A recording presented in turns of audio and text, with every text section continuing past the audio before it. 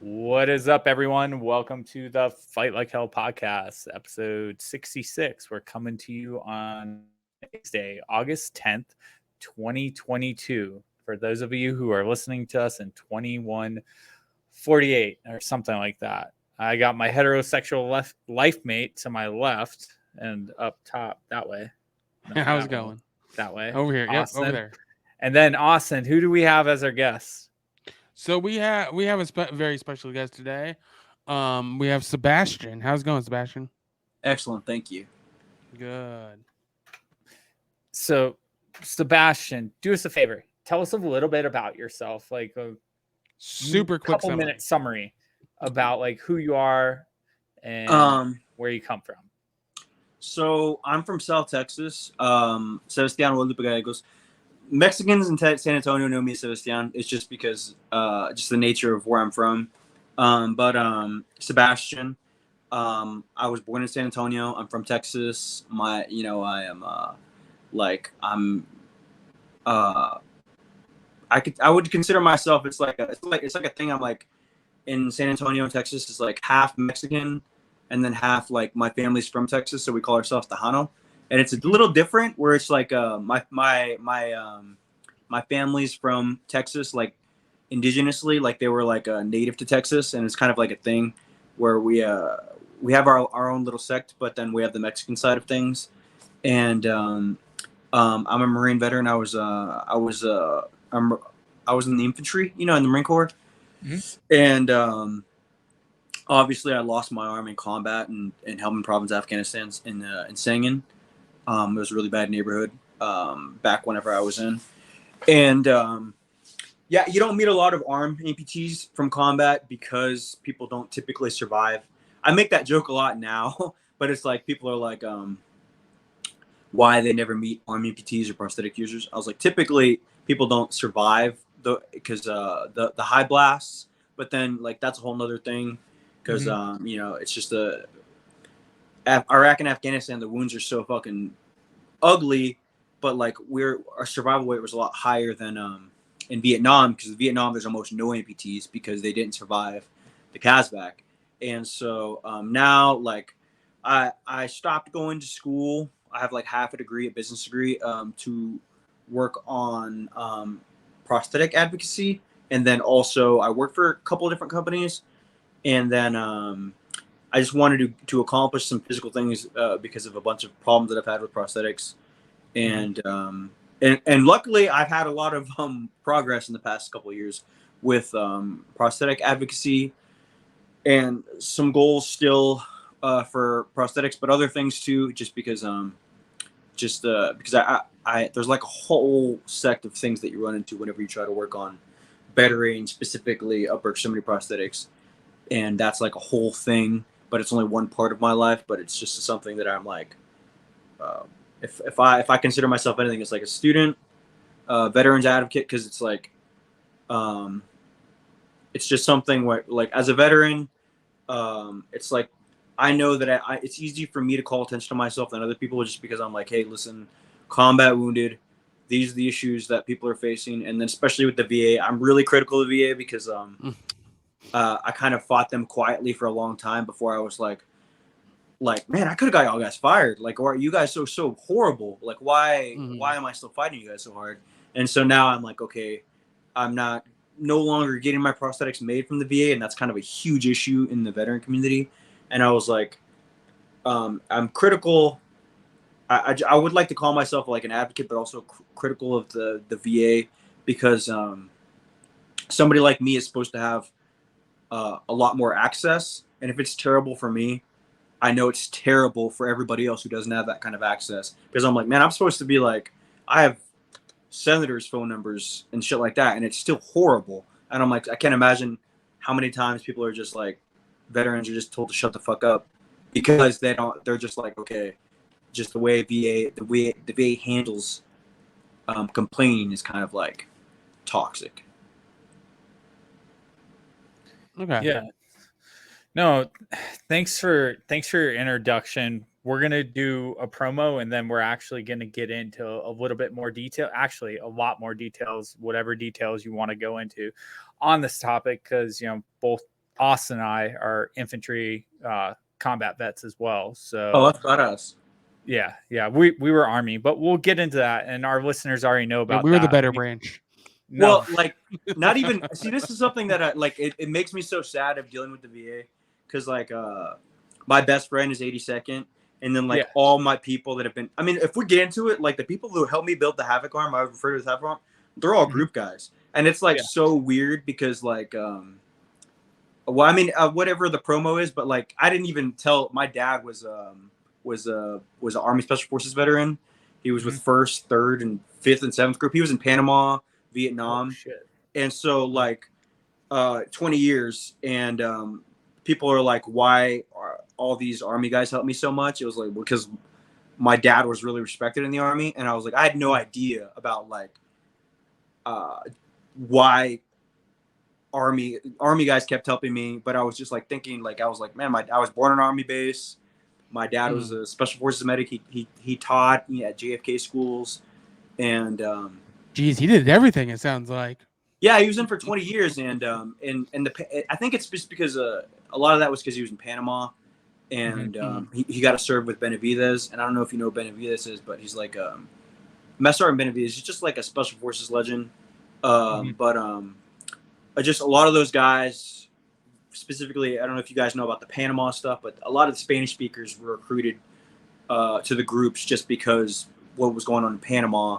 Like some of this stuff is so funny because like I can't even look at all my dad's records, but like some of his schools are so fucking like the paragliding school and stuff like that. Like all his schools are so like they existed for like 3 years and then they got rid of them because they were so unique. They were just trying everything back then. Yeah, they were just they were like some. My wife helped me figure out some of the patches, like, and then all my boys helped me put together the pieces of all that shit too. But I was like, because I don't know any Army shit, and what I do know is that like, because he served in the 101st and 82nd, and so those patches, I was always like, anytime I saw those patches, I was just like, okay, this means this, and I just know that those like the units that stick together and stuff like that. So. You know, when you're a Marine, you don't get any of the Army patches and stuff like that, and it's just something. All my friends had to help me understand my dad shit because I was like, I don't speak. Like I can tell you, Marines bullshitting. Yeah, if a Marine's bullshitting because like a lot of Marines bullshit about what they did. Like Marines will be like, yeah, that guy's full of shit. He didn't do anything. Like because it'll say on his shit. But like so the same thing with the Army. I was like, I have no idea what all these fucking crazy ass. Like now ribbons and patches. Well, because like he had like all these green lightning swords. I make fun of them now, but at the I was like, what the fuck, the green lightning swords and all this shit? And I was like, it's a funny like a Harry Potter. I was like green lightning sword bullshit. And now I'm making fun, talking to my boys talking shit. I'm like, oh okay, like y'all stick together a lot, and then I can appreciate it. Yeah. A lot of my whole psyche is developed because my dad spent so much time in Special Forces. Yeah, I mean, that's what you grew up in. Yeah, I didn't know it though. He wasn't. I didn't even know. I had no idea. Like I didn't know until like he never told me he was in the military. He was real like caballero. He's real Mexican. Like so, I only found out like because like all these fucking authors would like contact me or they're like giving me like spy books, and I'm like, why are you giving me spy books? And then I'm like, and it's just a funny joke. It's just like a funny joke that I make. I talk shit to these guys on social media where I'm like, every time I would be like asking a question, anytime I would meet these Army guys, I would be asking questions about like why my dad was in Panama. And then these Army guys would start helping me. And I was like, why do these motherfuckers, these goddamn green berets, every time I tell them who my dad was, they start helping me. I was like, well, I had no idea, just because like they don't even teach some of the stuff they did in school. Like so like, all that kind of shit is like I have some of the books that some of the people gave me that knew him, but a lot of that shit is I mean, very a lot of military history like that isn't taught in schools. Yeah, it isn't. It is not. Yeah, that's why it was hard to track down because I was like, why can't I just Google this shit? But it's very hard to Google. Because if I'm not mistaken, some of that shit's only taught in the Army. So, but then again, a lot of team guys will more than willing to tell stories and help out. Yeah, those guys just are bullshit. Exactly. I literally took some patches to my. I got a lot of. There's a lot of 7th group guys where I live, and because my dad was in Panama, and that was mostly 7th group at the time, and because they used to be down there, and so I would like bring patches to my boys, and one of my best friends is he was a special forces medic too in 7th group, and I was like, asking what the fuck these patches meant, and he was like, oh, your dad was a fucking he was a special forces combat instructor, and I was like, what the fuck? I didn't know. When you look at a patch and you're a Marine, you have no idea what it means. It's just like, what is this fancy whatever? What I would have no idea. I would have The no green idea. lightning swords. Like, I have no idea JFK had school, all that kind of shit. Like, it's nothing. Like in the Marine Corps, there's nothing like this. Y'all have a whole system of schools that's like the equivalent of like recon and MSOP schools, but it's just a whole. Like, I know MSOP schools and I know recon schools, but I don't know Army schools. Yeah. Well, Rob was actually recon.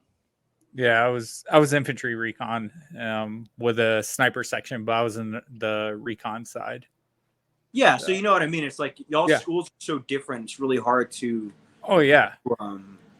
And then we had snipers that completed sniper school on the Army side, but wanted to go to the Marine sniper school just because it was actually harder and better from like the sniper perspective. So it's funny how there's bleed overs sometimes into both services, and then both services it's foreign because like we don't know much about Marine stuff due to the fact that we're Army and combat arms, but we get a lot of people on. Like one of our amputees was a Marine as well, and we learned stuff on that podcast that we didn't even know about. So yeah, it's constantly like meeting these people and talking to these people that also served, especially in the combat MOSs. Yeah, that's fine. Because like thinking about that, like it's like it is interesting because like some of the schools my dad went to, I was like I was joking because I spent so much time in jungles, and I was like, why the fuck was my dad so good in jungles? And then like I found out he was a jungle warfare expert, and we found his certificate, and I was like because Marines hate Marine Corps schools. So they don't want to go to they want to go to Army schools because like I've been to some Army schools.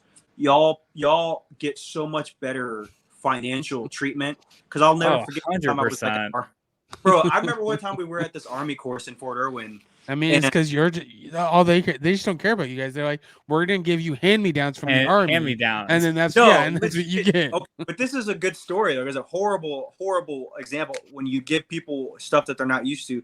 Y'all gave us a fucking Humvee for a course, and it was like 4 Lance Corporals, and they're like, they gave us a Humvee for this little course, and we're like, are you insane? We're like, they, because usually, you go to a fucking course, you're running everywhere, you're walking everywhere, whatever. They gave us a fucking Humvee, and just like, and they're like, hey, just make sure you wear helmets, and we're like, this is way different than the Marine Corps. So one of our guys drunk drove a Humvee and crashed it in Irwin. Oh no!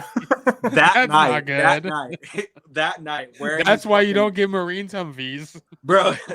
For a course, we were there for like a couple weeks, and and it's even worse because you're out of course, dude. And then he's like, okay, we're gonna go to the bar in this Humvee. So we went to the fucking bar in this Humvee, crashed it that night. They still gave it to us. They didn't give him a DUI or anything like that. But I was like, oh jeez. Like the Army treats you so much better in some ways because they're like, people try to buy out our contract while we were at that course, and you're like, God damn, you guys are like way more financially backed than because they were like, the Marine Corps would never give you a fucking Humvee for a little course. They're like, bitch, run over there. Are you kidding me? They actually care about us. That's part of it. Take your POV.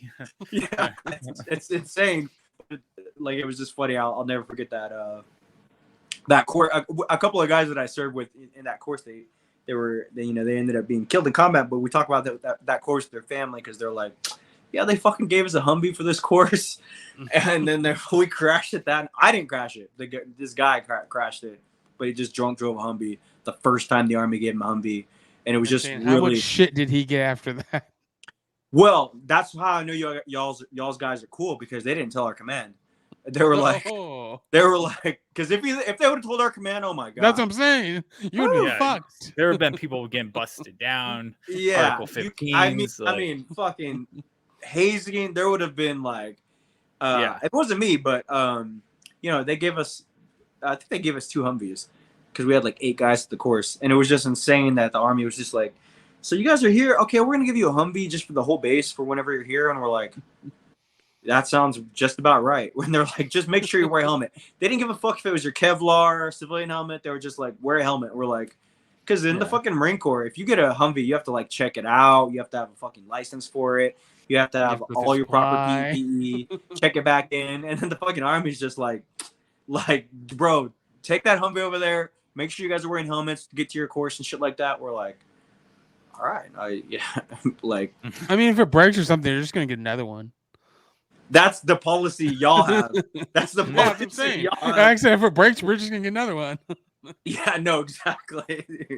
That's why I know it's different than the Marine Corps, because I'm like you're gonna get like, back when I was in, you're gonna get fucking hazed for breaking a Humvee. You're like, well, how the fuck you know what I mean? It just, everybody, like, they make you burn for every stupid little thing, and it's like, that's why we were so surprised.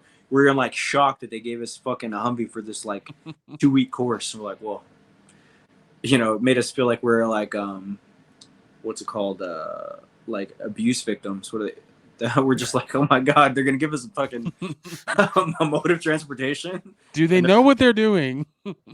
Yeah, well, obviously, yeah. Well, it didn't go that great.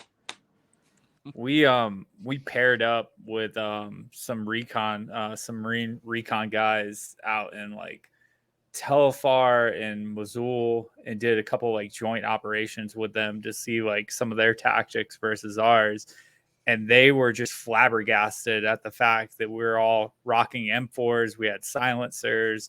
We had 2 sets of nods, like, whereas like their entire recon team was sharing 1 set of nods. They were all on M16s. And I apologize to our listeners because they've heard this before, but it's just like they were super undersupplied. We actually ended up like hooking them up with a couple of things to go out on ops with us. Like, there's death tolls tied to that too, because I remember in Afghanistan. Oh, yeah. Like because y'all had up armored MATVs and MRAPs, and like our first KIA was a fucking a combat camera guy on the first patrol. He got camera guys. Where was I? I was just in Berlin, and this combat. She's not American. She's like a documentary person for Vice, and she was going to fucking the Ukraine. And we were talking about, like, I was like, actually, my first KIA was our first KIA was a combat camera guy who got shot in armadillo. You guys know what an armadillo is?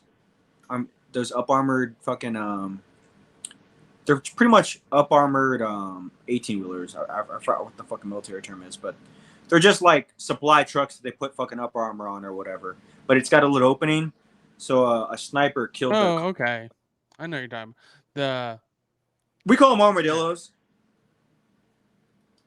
but they killed the combat camera guy, and I told this chick that, and she was like, "Oh my god!" And I was like, "Yeah, but like, because you know, like it pays to be." Yeah, the APCs is what you're talking about.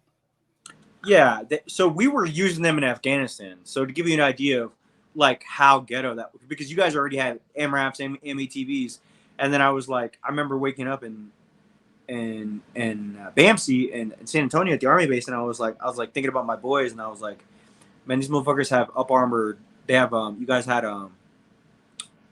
RPG armor on your MRAPs. Yeah, MATVs. Yeah, RPA. And ours didn't, and I was like, that's insane that we don't have you know, fucking RPG fucking armor on our MATVs and MRAPs.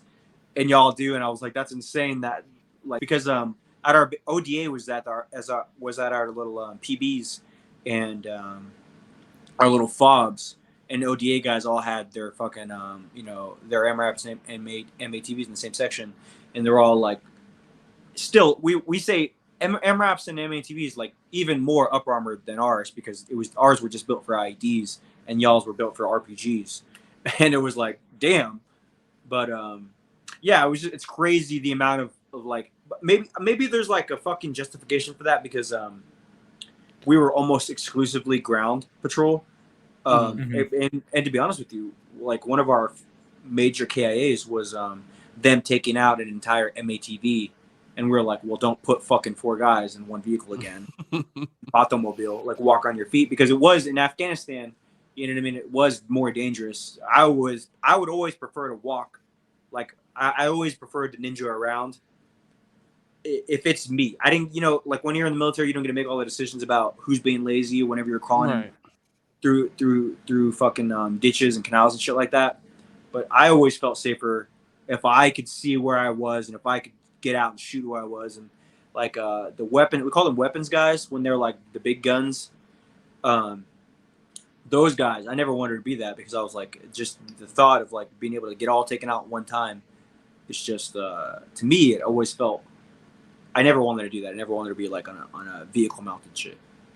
Dude, like I 100% agree with you because like in Iraq, I went over in like 03, 04 and like did the initial push past Baghdad, had heavy resistance, had a lot of friends get hurt, a lot of friends get killed. And I was in a recon and sniper team.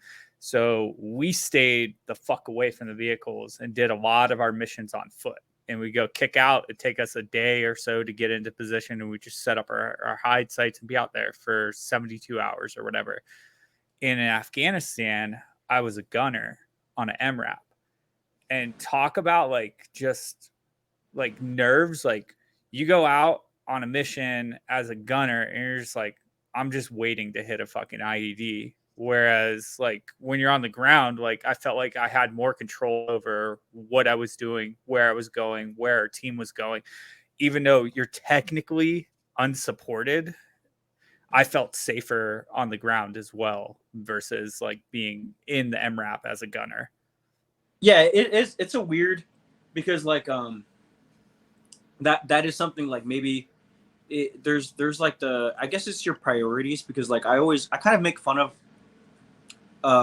like years ago everybody used to pretend to be a sniper like in the Marine Corps. Like every Marine you met was a sniper, and some of my best friends are snipers, and I was like I never wanted to be a sniper, but you definitely feel this like because the Marine Corps is so much different than the Army.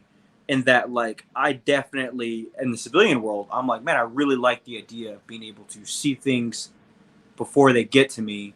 Like, and even if I prefer still combat shooting, I'm like, well, I always feel safer, like, whenever I'm, like, I got some, it's just the same principles for at least Afghanistan, where you're just like, it's sadly because I know so many of the people that were wounded in Iraq. The injuries are just terrible because the IEDs, and then Afghanistan terrible if you're in a vehicle because the burn it's a horrible. They tend to almost always if you were hitting an IED in Afghanistan and it hurt anybody, it killed a lot of people. And so like even some of the army guys that I know, some of the people in San Antonio, a lot of 7th group guys. Like I know it makes me sad, but I know some of them are really, really successful now.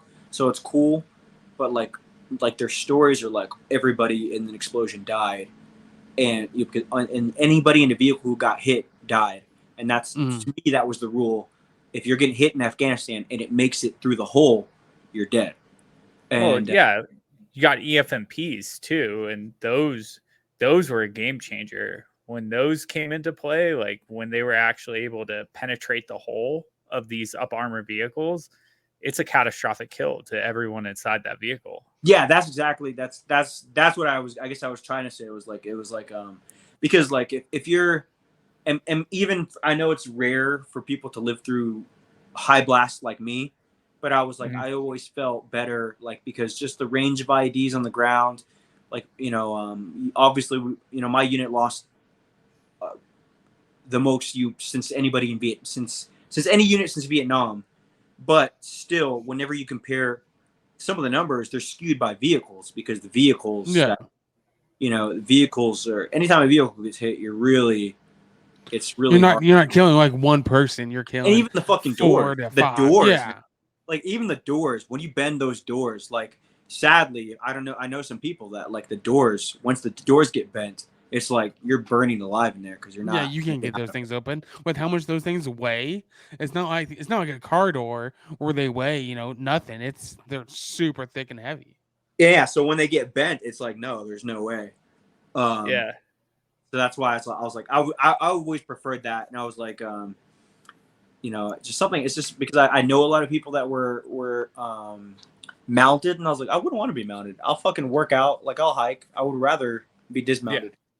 Yeah. No, I feel you, man. Like, another thing that was crazy too. We were using strikers in our first deployment. Oh, that's what you called now. Yeah, strikers. So, well, but that was like 2003, 2004. There's still strikers to this day, but the MRAPs were more prominent in current operations overseas. But the strikers, I don't know, Austin, you want to bring up what a striker is? Yeah. It's STRYKER. Yeah, I know what it is. Okay. Yeah. Anyways, we had guys that were so new at driving them, and the terrain we were so unfamiliar with. Like our first couple of our first KIAs were a vehicle that was driving too close to a ledge of something and ended up falling in a river, and no one could get out of that vehicle. Was that in Iraq? Yeah, everyone drowned. Was General Kelly? You know General Kelly? Name sounds familiar, but it wasn't General Kelly. Like I heard that story because there was a story, something about that, and I've heard that story before. I think it's a famous story because it was like one of the reasons we stopped. Yeah, to me those look like what's it called? We call them LAR, light armored vehicles. So they're kind of like I don't know what fucking they were created. They were used in various conflicts, but yeah, we call these people LAR. In the Marine Corps, we call these people LARs. Mm-hmm. So it's still like they still consider themselves. It's just light armored. I would consider them mobile. You know what I mean? Like because they're not walking places. But yeah, we still have whole units dedicated to those. Yeah.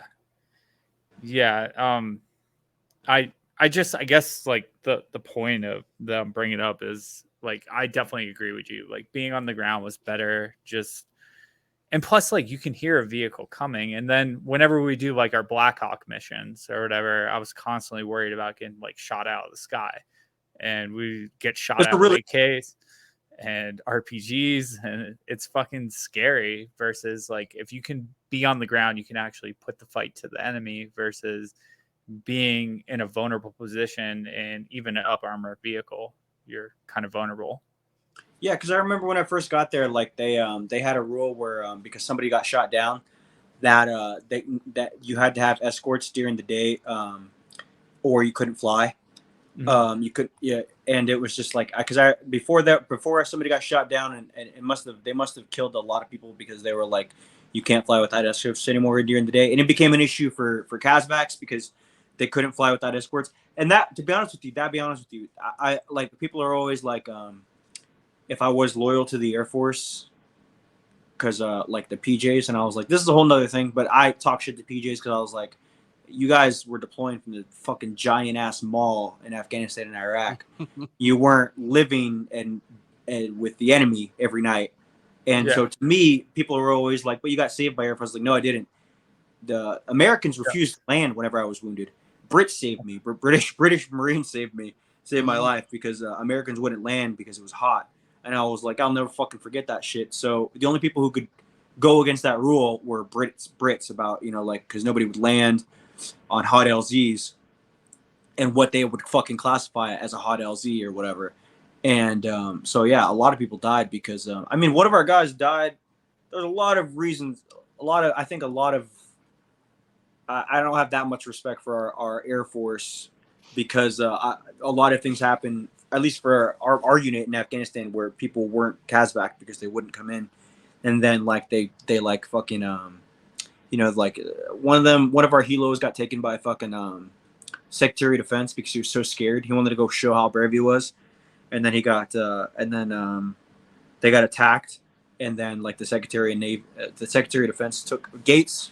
I don't know if you remember that guy, but he took one of the helos that was supposed to be for a Kazbak, and because he got scared because they were whatever. But I was like, bitch, then don't go to combat. But yeah, so those are some. A lot of politicians do that. Yeah. What So he what year politician. what year were you overseas? When did you get That happened hurt? in In 2010. 2010. Okay, I was in Afghanistan at the beginning of 2010, and it's just interesting because so one of the issues we ran into in Iraq and the beginning of Afghanistan too was we had an issue with dust off coming into hot LZs where we needed like Casevac or even like dropping us off as like QRF, quick reaction force for our listeners. They wouldn't drop us off where the actual block was. Like we'd get dropped off a couple blocks away to go run to where the firefight was or whatever to work on the Casevac. And then we had an issue in Afghanistan. It was similar to yours where we had a hot LZ off of an IED. And then on top of that, they were still in a firefight with the insurgents. And then on top of that, we had casualties that need to be medevac.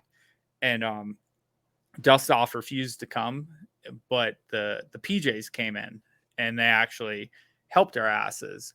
But I want to say that they got in so much fucking trouble for doing that, and it's kind of ironic that you're bringing up 2010. So I wonder if that's like pushback, like Austin was saying, from higher up, basically saying that you guys can't go to hot LZs anymore, which led to your situation.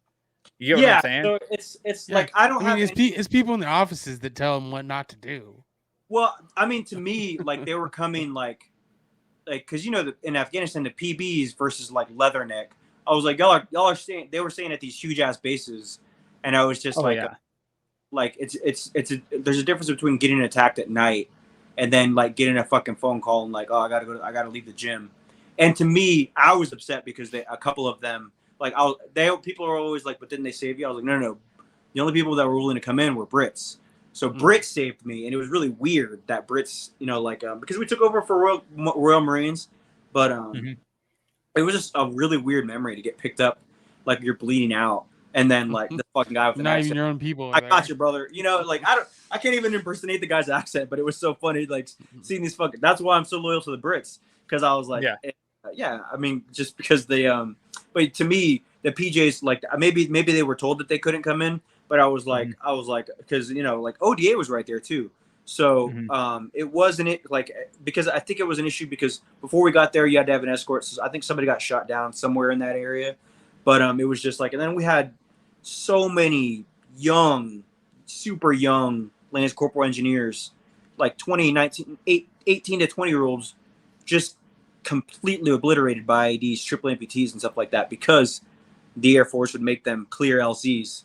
And it's just like, I was like, well, that respect will always lean back to, like, I think that's why a lot of the people in the combat shit stick together still, because that memory is like, I was like, yeah, man, we have kids that are dead now because of suicide, because of their injuries were so bad, but also it's like, I was like, when you remember that kind of thing, I was like, yeah, they're completely, if they're still alive, because a lot of these people with those level injuries, they were bitten by veteran suicide because their injuries were so, and that's some of my own friends, people with a lot more amputations, and even some people with less injuries than me. It just it's a mind fuck. Mental. And so like, but I just, so many times I remember being like, the people with like, oh, what about the PJs? And I was like, PJs didn't fucking save me.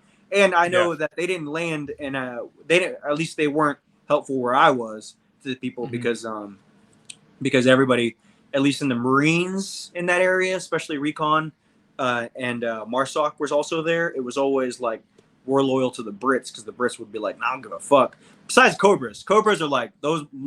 That's the Army, right? The fucking, but like the fucking Army and Marine Corps, like the Cobras. That's a fucking. I don't consider them. They're their own thing. Those motherfuckers will come in and fucking save the day no matter what. But like, as far as the CASVAC people, and even CAS or whatever, I was like, our fucking mortarmen were more useful than most shit. But I guess I could give a little. I can't remember who killed.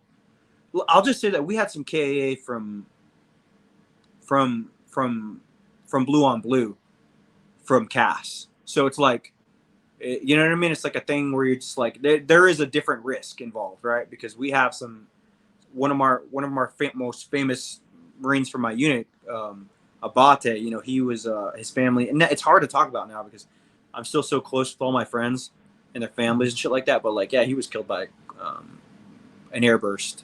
You know, you guys know what airburst is? Are you talking about like defense? No. So whenever you call in for CAS, and an airburst is wherever it actually goes off before impact because it's ground troops. So it's instead of like a bunker piercer or whatever. You guys call things differently, right? So airburst is just instead of exploding on the ground, it explodes here, and then it kills all the ground troops, the bad guys. Okay, so you're like actually calling in for fire on that location. On fire. What do you guys call that? Yeah, we call it CAS, or we call it call for fire. Most of the time, if we're going to use the Air Force assets, we have to have a TAC P with us. If we're using mortar or artillery, we do that direct communications, or like with helicopters, like we used to use Apaches and not Little Birds, Kiowas. So we would laze targets for them. We'd just go infrared laser on target. You know, I think the Apaches and stuff like that, they're like that. I think they must have a completely different communication system because like I feel like all of the gun helos are kind of a different breed of people. And then like you get to the people that are I think the further up you go, it's probably a little bit more like I mean that's probably why artillery is so important. You can't talk shit to artillery because they're way more accurate on the ground in my opinion than but yeah, just like even going back to the CAS thing, there was like one of our if you're from my unit and the Havoc Dark Horse was my unit. It's a famous unit in the Marine Corps, but like the most famous person in our unit was a Navy Cross recipient. He was killed by close air support. He was wounded before that. He went back out. He visited me in the hospital. This guy was a sniper. He visited me in the hospital when I got wounded, and it's just like a story that me and my boys talk about where he got shot, went back out. He visited me when I was in the hospital, and other guys didn't go back out, but his wounds. He went out after he got shot and went back out, and then he was killed by close air support later. But he, it was just insane that he did so many heroic things, and then he was killed by danger close is obviously dangerous no matter what. You guys say danger, right? Yeah. We have a call for danger close. Yes. Yeah. So I guess that got back to like the risk is different on the ground versus the air, and yeah, it's just the thing that I don't know. Maybe like I wonder if it's like probably not going to get communicated as much outside of that the wars are over or whatever. But it's like I think that a lot of the people culturally, like whenever they look at different conflicts, because I got people that are going to the Ukraine and stuff like that. They look at things differently based on like, hey, where's this guy at?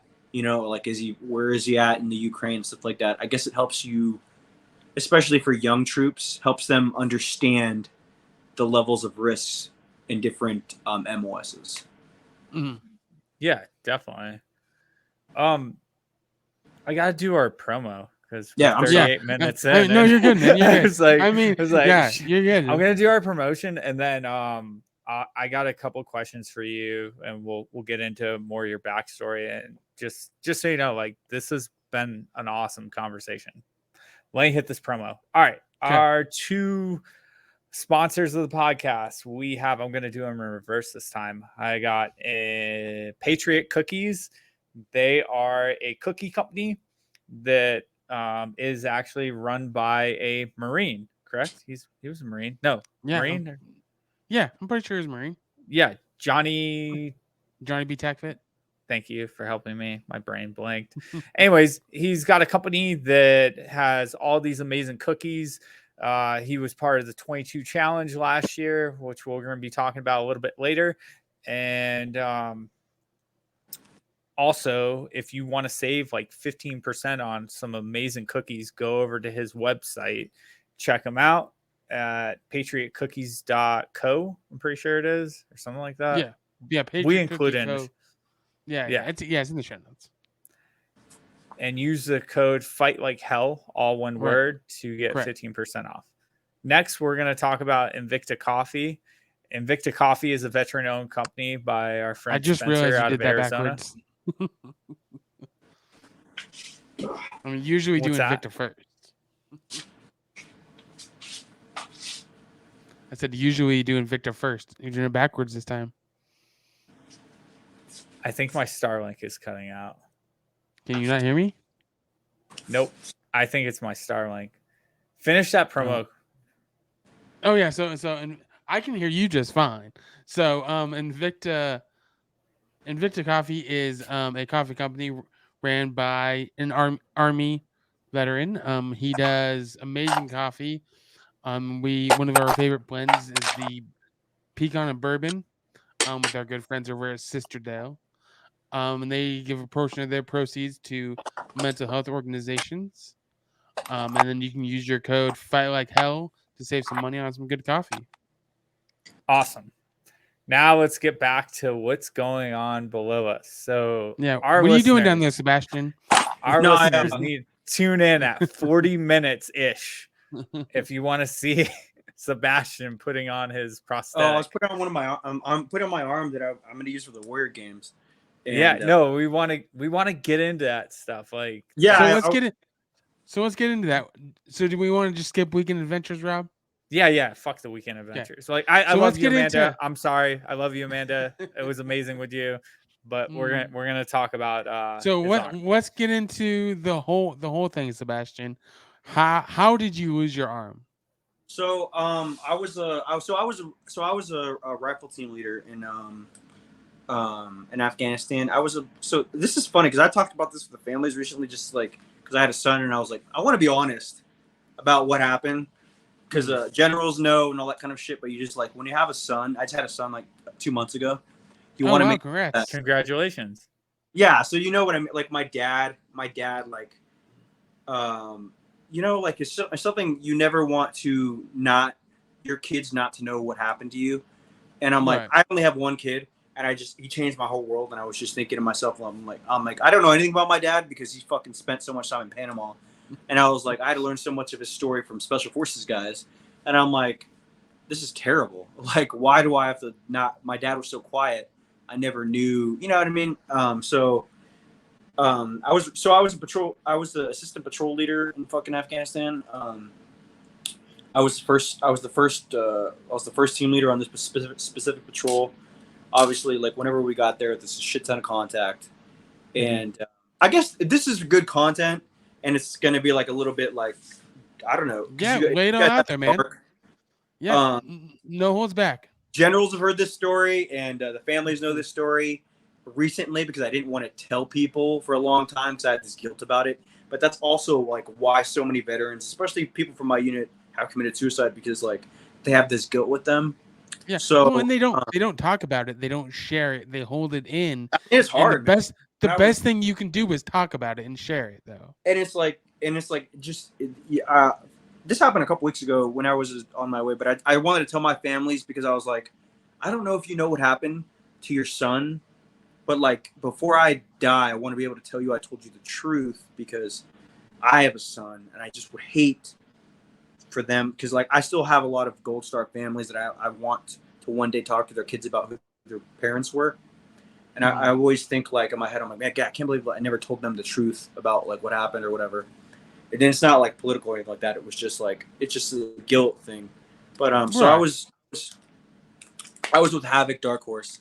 And so I planned this patrol route and it's hard because you're like a kid, you know, rifle team leader. And I was smart, but I planned this patrol and I remember being like so guilt ridden. There's this badass author. He's a commander from my unit. He's making a movie and a book about this interpreter that he's helping save right now.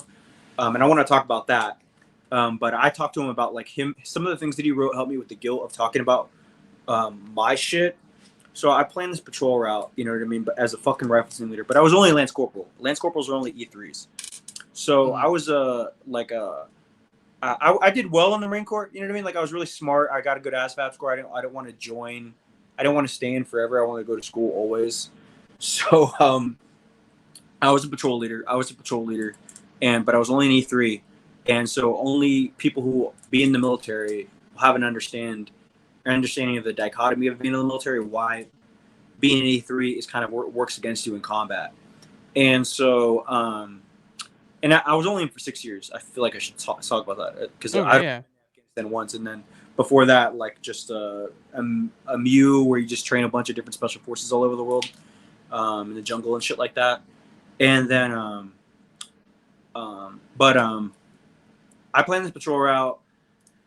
I remember, and this is something that you guys will appreciate and any veterans will appreciate. It's harder for me to talk about it because I was the person who planned patrol. And whenever anybody, and this is only for you guys because you're combat veterans, and for your listeners, is like it's hard because like a lot of people on TikTok and social media will ask me, like what happened, and then because there's a lot of amputees that were born that way and they don't have traumatic injuries, and so sometimes I feel like it's easier for people that have traumatic injuries to hide and lie about it. Because I'll talk to people that are like lost their arm in cancer, and that I relate to those people more because they have that shadow of like, could the cancer come back? Like, it's just something that they can relate to, the trauma of combat. And for me, when people ask me how I lost my arm, for years it was hard to talk about because I didn't just lose my arm. Somebody died. My squad leader died. And the guilt associated with that was that I planned the patrol route. And so a lot of his guys, he came from another unit called 2-5 right before we deployed because he wanted to fight. And, he had a little girl. His wife was pregnant. And it was just something really hard to answer every day for a long time because people would be like, oh yeah, like how did you I used to lie about how I got wounded. I'd be like, shark attack, motorcycle accident, whatever I could do, because all my arms don't look like the military, whatever I could do to get out of the conversation. But it would just be like, because I feel like civilians don't understand, and then even some military people who are on the combat side of things, because I've had like fucking Navy people at school, you know what I mean? Like getting their GI Bill, asking me stupid ass questions, and I'm like, like just okay, hey, I'm a student now. Like you have to like get out of that fucking mentality where I'm like, I'm just gonna like fight everybody who asks me, you know what I mean? Like pushes boundaries and shit like that.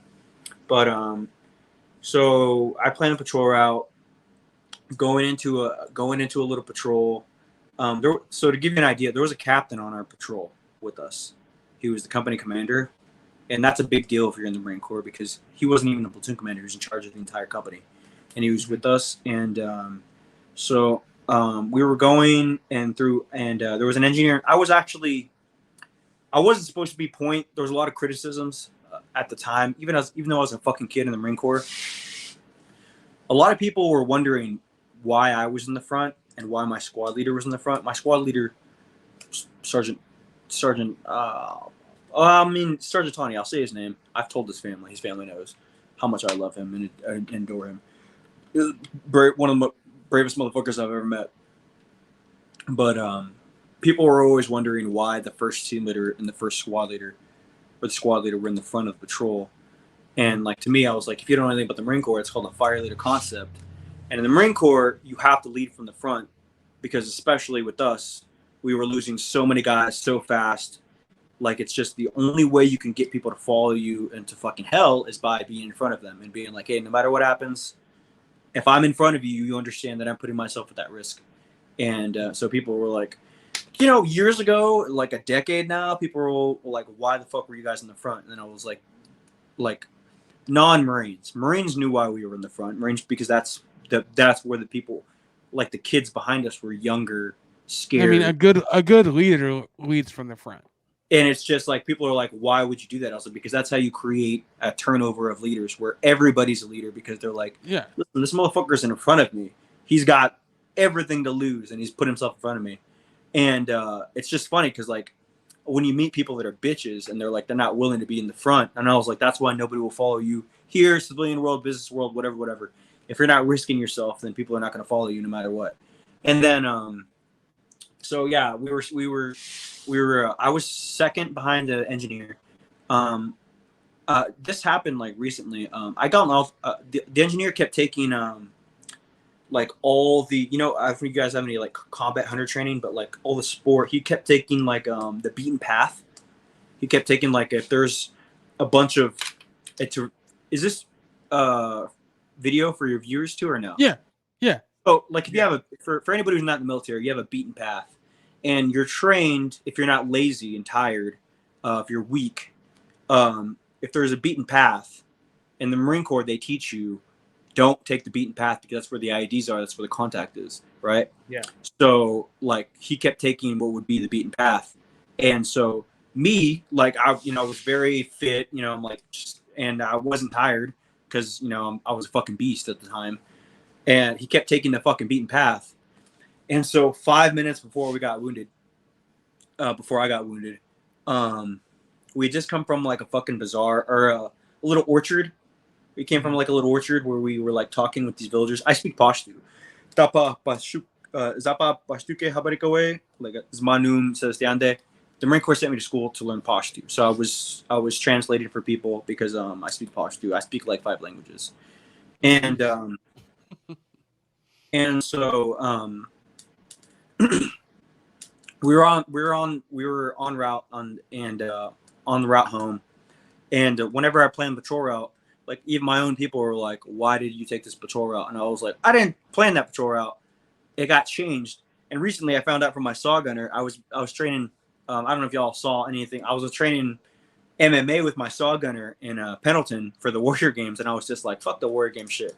Let me train with my boy, like to do some MMA shit." And we're talking about like I didn't know until like 2 or 3 years ago that nobody saw what was about to happen was right before we got hit with an IED stepping into a canal. All that goes back to people not living through high blast wounds because typically high blast wounds people become triple amputees or they die because you can't really take a blast that high up. It's just like the survival rate is really low. Sorry, I kind of wanted to put this together for y'all too while I'm talking. Oh no, you're good, man. But, no, you're good. Take your time. Take your time, man. So going into the opening, right before we got hit, I fucking got into it with this engineer, and I grabbed him up because that's what you do in the Marine Infantry at the time. That's how my squad leader raised me. My squad leader was like, if something happens, like it's on you, grab a motherfucker up. Whatever they're doing wrong, everybody's lives behind you on like he just raised me to be like a pit bull in that way. Mm-hmm. I wasn't like that, but that's how he wanted me, so that's the way I was. But I was only Lance Corporal. He was a sergeant, and that's important for like the story. And people in the military who understand there was a captain on the patrol, and all the families already know this, and it's just something that's like funny because you don't want to talk about it because for a long time I didn't want to talk about it because the families didn't know. I didn't want to tell the families like, hey, look, this is what happened. But like ironically, a bunch of generals knew because I had to tell a bunch of generals. Whenever you wake up in a hospital in Afghanistan or Iraq, all these generals are here like giving you coins and like, oh my god, what is war like? Oh yeah, they have to ask questions. And yeah, you just pretend all like they're these interested. fucking. You wake up in the hospital bed and there's like stacks of fucking generals coins, and they're all just sitting around like, oh my god, tell us what happened. And so stepping into the canal, we're going right before we got hit. I got mad at this engineer because he kept fucking taking these fucking openings, and he was scared. Obviously, everybody's scared. Should have been at war. If you're in war, whatever, you're scared, you're tired for whatever reason. You shouldn't have been an engineer. Shouldn't have been in the Marine Corps. Whatever. I grabbed them up, and quietly, because we're in the middle of a fucking patrolling combat, I was like, if you fucking keep taking this on these fucking openings, I'm gonna fucking kill you. That's just something you say when you're in the infantry, right? You're just like, I'm gonna fucking hurt. Right. It's just like It is. That's the culture of the Marine Corps and the infantry, right? That's the culture of the military in general. Like, hey, motherfucker, quit fucking taking us to this fucking shit. You're gonna get us killed. And then, Especially in a war zone. yeah. So, like, all my boys understand that's how we did things in Dark Horse. That's how. Yeah. If I'm not mistaken, that's how everybody rolls in the That's combat. what everybody did in the war zone. and so so I grabbed him up in the middle of fucking patrol, and then like I'm fucking like lifing him out, but like quietly. So I had to grab him and pull him into me because, like you're still in combat, and and he kept taking us through these openings. So we were the first team because I was the patrol. I was the one who patrol led the patrol or whatever, planned the patrol, and then like it's kind of funny because later on, like we got helmet cam footage of my boy right before we stepped off for this patrol. He said that he was mad at me because they chose me for first team leader, and then my team was going to be in the front, and he was like, well, at least all are going to get fucking hit first. But we have him on like Ooh. helmet cam footage. That joke didn't play out. Cry at the time. This is years ago. At the time, big, tough, badass motherfucker. He got shot with an AK and lost his leg in Afghanistan eventually from an AK round rolling. But it was funny because he cried one time when I brought that up, and he was like, "Shut the fuck up! Don't say that." He felt so guilty about saying that right before we stepped off. Right. Oh yeah.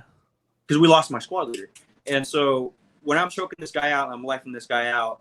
My squad leader comes up to me and he stopped me from beating this guy's ass, and I was like, "What the fuck?" And then Tawny, at the time, he was like, he said like, "If anybody gets fucking hit, it's gonna be him. Let him do his fucking thing." And I was like, okay, well, right. But he was the one who taught me to be that way, like to be protective of my guys, because, I was the patrol planner, patrol leader, assistant patrol leader, whatever. I was a fire team leader. My guys, my saw gunner and my rifleman were all behind me. My medic, they're all behind me. And I was like, well, they were in front of me at the time. After I got into that altercation with the engineer, I took point for the squad because I was like, I don't fucking trust this guy. Like, whatever. At the time, this is something only people can understand. So my squad leader wanted to get contact. So there was a captain on the patrol, and he wanted to. We thought my saw gunner told me it was actually a platoon sergeant that changed the route, because everybody was like, "Why did you plan this route towards contact?" I was like, "Did not plan the route towards contact. I took us a completely different way. They changed the route on me. I can't overrule a sergeant when there's a captain on the patrol. I'm a lance corporal, I'm an E3, so they asked why I planned if I patrol, because later on, like you guys have maps and shit like that. If you're all infantry, like on the patrol route, we have known contact points, and so all the rifle team, all the squad leaders, and all the squad leaders from my company, Havoc, were like, "Why did you plan a patrol through contact points?" And I was like, "I did not do that. I took us around. We did not go towards known contact intentionally. They changed the patrol route. I was an E3. I cannot fucking override." Because I was already in trouble for being an E3 team leader because my lieutenant loved me because I was like really smart, and I got to go to a bunch of college. I got to go to a bunch of schools because like I got a 98 on the ASVAB. So he really appreciated that with me. So he made me a team leader. When and you can imagine that wasn't a popular decision among the people that were like, there was 5 corporals in my fucking platoon that were not team leaders, and I was. So it was always like hard to, I was always protected by the lieutenant. Yeah, they were mad because you were under them technically, but yet you were a leader. So I had higher billet than them. Position, you were higher in rank, yet they outranked you. So actually, I had a higher billet than them, so they weren't team leaders. So in the Marine Corps, if you're a rifle team leader, and I could name them, I'm still friends with them, but they knew what was up. I was just smarter than them, and I worked harder than them. And but on the previous deployment, I did really well, and at the time, I was getting recruited for the fucking MSOB people were recruiting me and all that kind of shit, and I was like, they wanted me to leave the unit, and I stayed with my unit based on the idea that my lieutenant asked me to, and that he was gonna put me in for packages when I got back. And I was like, I'll stay with this fucking unit for deployment, whatever. But I was getting recruited to get out of the unit before we deployed, and so that's a whole nother thing. But I was like, Yeah, so that was a whole nother thing. But so there was 5 corporals in my platoon that were not team leaders, and so I was not. They were not in love with the idea that there was an E3. That was a. I think in the Army it's different because if you're a team leader in the platoon in the Marine Corps, you actually outbillet them, so they couldn't boss me around even though they're NCOs, and that really bothered everybody because they're supposed to be non-commissioned officers, but I'm a rifle team leader in their GP, like general population, and so just everybody was like, "What?" At the time, there was criticisms. The guilt you can imagine being like 21, 22, the guilt of carrying on. You're like, my own guys from my own unit were like, "Why did you take this guy? Why did you take this fucking patrol route?" And I was like, "I did not plan that patrol route. Look in the fucking records. It's a completely different patrol route because you have the records of it." And I was like, "I didn't submit that patrol route. They changed the route. I was an E3. I do not outrank Tawny or the captain on the patrol. I'm not gonna fucking like." I had no choice at that point. You can't just fucking overrule them. You were just following where you were told to go. Well, luckily, my saw gunner saw the fight. He saw the fight, and we were talking about that. And he was like, "No, I saw you get into it with the engineer, and I saw you grab him up, and then Tawny stop you." And I was like, "Oh shit! I had no idea that somebody else saw that because you want to be real discreet whenever you're like in the middle of fucking patrol. You're like, hey man, well, yeah, grabbing up the engineer. You're like, hey." Like my saw gunner was like, "No, I saw that whole thing," and I was like, "Damn!" So I thought only Tawny saw that because Tawny passed away. Sergeant Tawny passed away, and then 5 minutes after this altercation, I got in the altercation with the engineer, and everybody already knows this, like the generals and all that kind of shit. They already knew that kind of shit because they all the reports and all that kind of stuff. But the families didn't know this because like the military never tells them the real shit, and so going into we're going into a canal, and I was 2. There was an engineer who sweeps, and he was number 1. And right before we got hit was like 5 minutes before we got hit. Tawny pulled me off the engineer, and he said, "If anybody gets hit, it's going to be him." That's not how combat works. The engineer stepped over it, and it killed my squad leader. And so typically, like me and my saw gunner talked about this like 2 weeks ago. And we were like, it's insane because like people are like, if God's looking out for me, if my ancestors were looking out for me, and I was like, well, why did I live? You have that guilt because my squad leader, wife, a beautiful family, he'd been an Iraq veteran, and his daughter's still alive today, and I owe her everything, and it's so hard. You're like, why?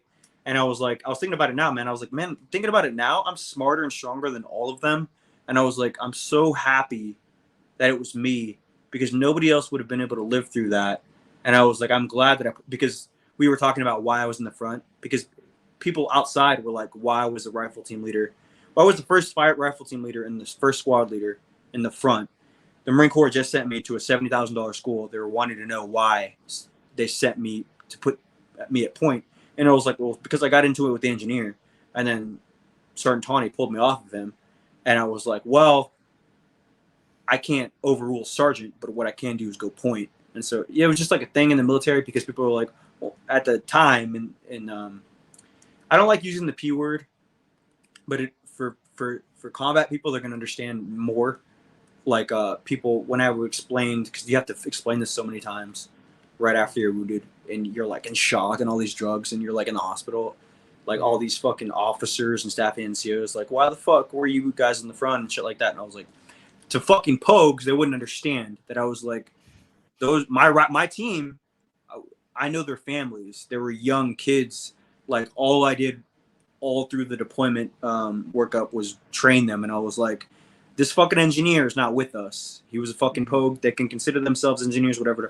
I got a lot of engineer friends that I respect. They're some of my best friends. So there's some badass engineers. But at the time I was thinking, you're fucking lazy. If you were training with us, you would not be so fucking lazy because we would have fucked you up in the workup to make sure you never did this fucking lazy ass shit. Because I was like, I'm not an engineer. I know you don't go through openings. If there's a fucking opening, guess what? I'm taking the fucking mountain. I'm taking the fucking triple canopy jungle. And so me and my saw gunner were talking about that. I was like, yeah, he kept fucking taking every opening and like the fucking planks across the canals. And he would like take the fucking planks. I'm like, you're just fucking lazy, man. Like at some point you wanted to fucking like party back home with your girlfriend instead of fucking training. You got tired. I did not get tired. I still don't get tired. I was really, really, like I'm still a beast. And me and Skacko were talking about that. And I was like, He was just fucking tired, and really, really eerie. Cool story, really eerie. When I woke up in the hospital, so we step in, I step over it.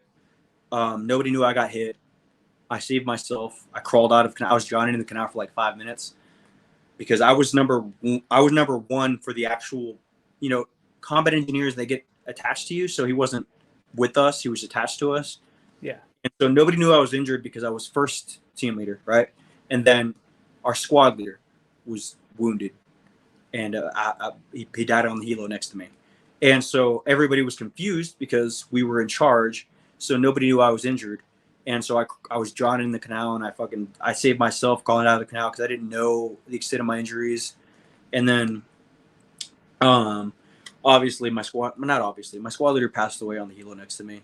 I remember his last breath, his last words, and that's why it's like, it's been 10 years now. I couldn't always talk about that shit because it was so, like, every day at the mall you're like physically struggling with like fucking getting groceries or something like that.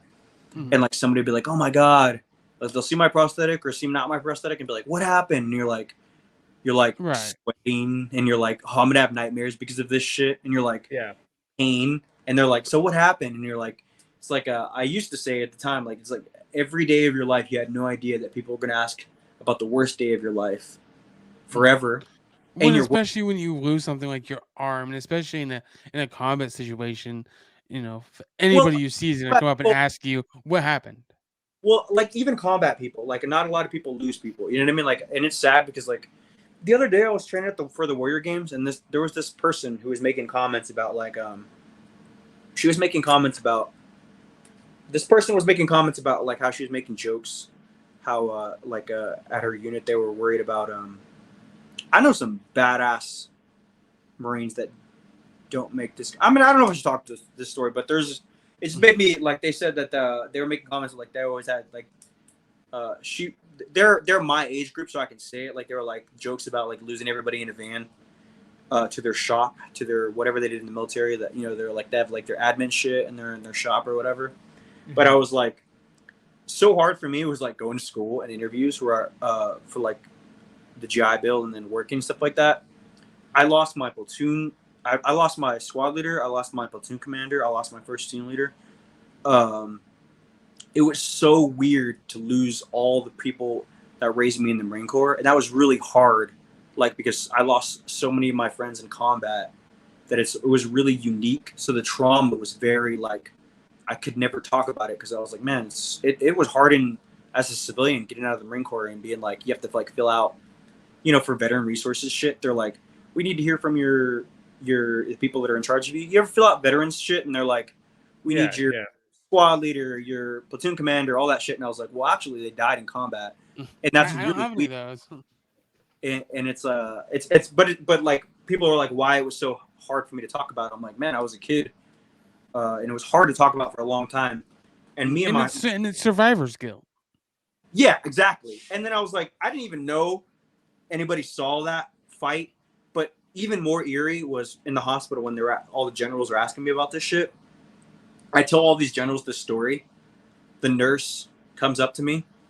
I'm laying, drugged up. They tied me down because I was like, you're so confused. I wanted to know if my squad leader was alive, who else is dead, like what was going on. And they fucking tied my one arm down.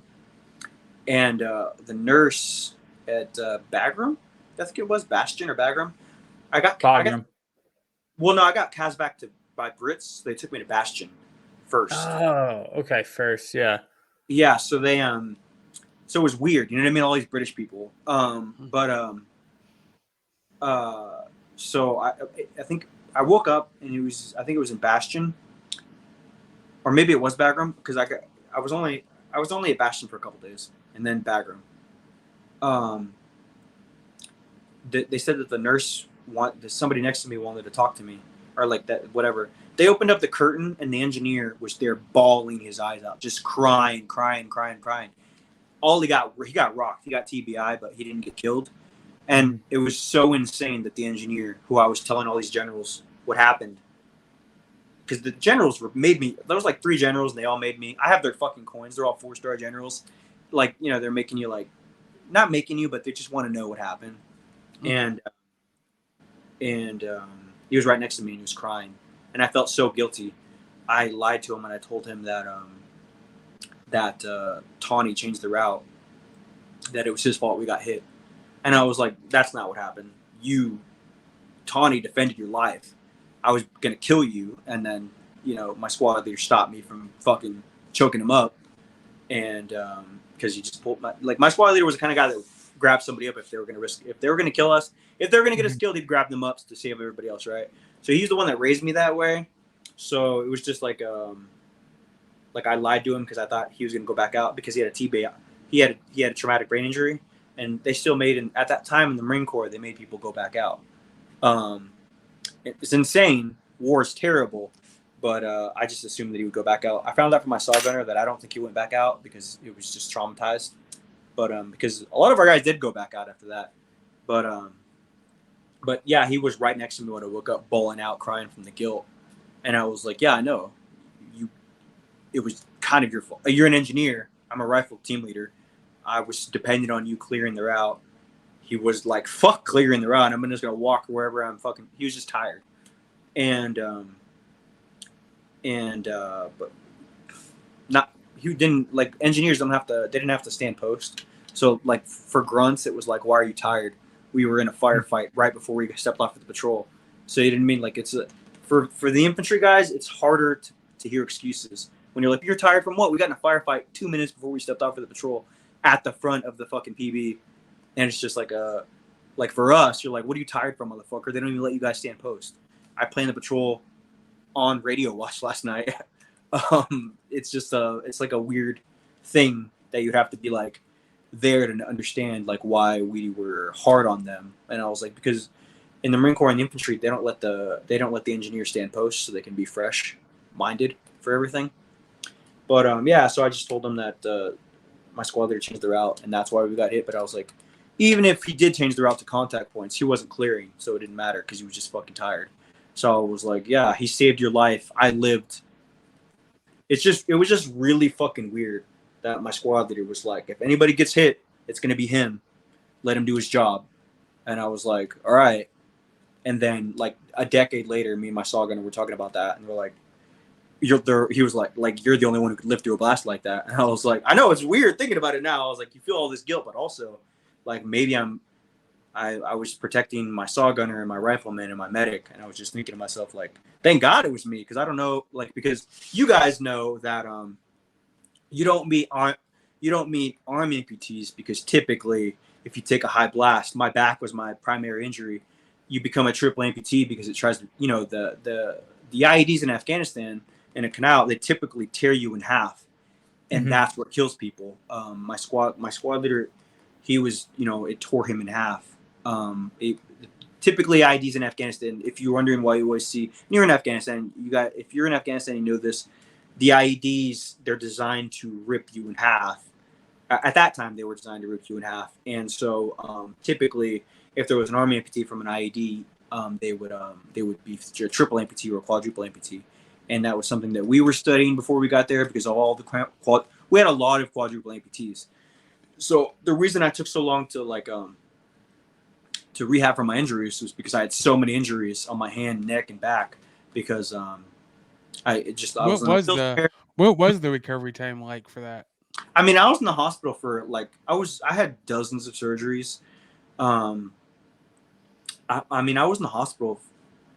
Like, you get hospital pay anytime you're in the hospital for like 2 weeks. So initially I was in the hospital for months. But I got hospital pay for like 2 years because I had so many surgeries, and you only get that if you're in the hospital for weeks at a time. You know what I mean? So if you have to in and out of the hospital for a year, and then just surgeries and surgeries and surgeries, and then so just like 3 years of recovery. And that's why I never planned to stay in the Marine Corps forever, because it was never my, I always wanted to go to school. But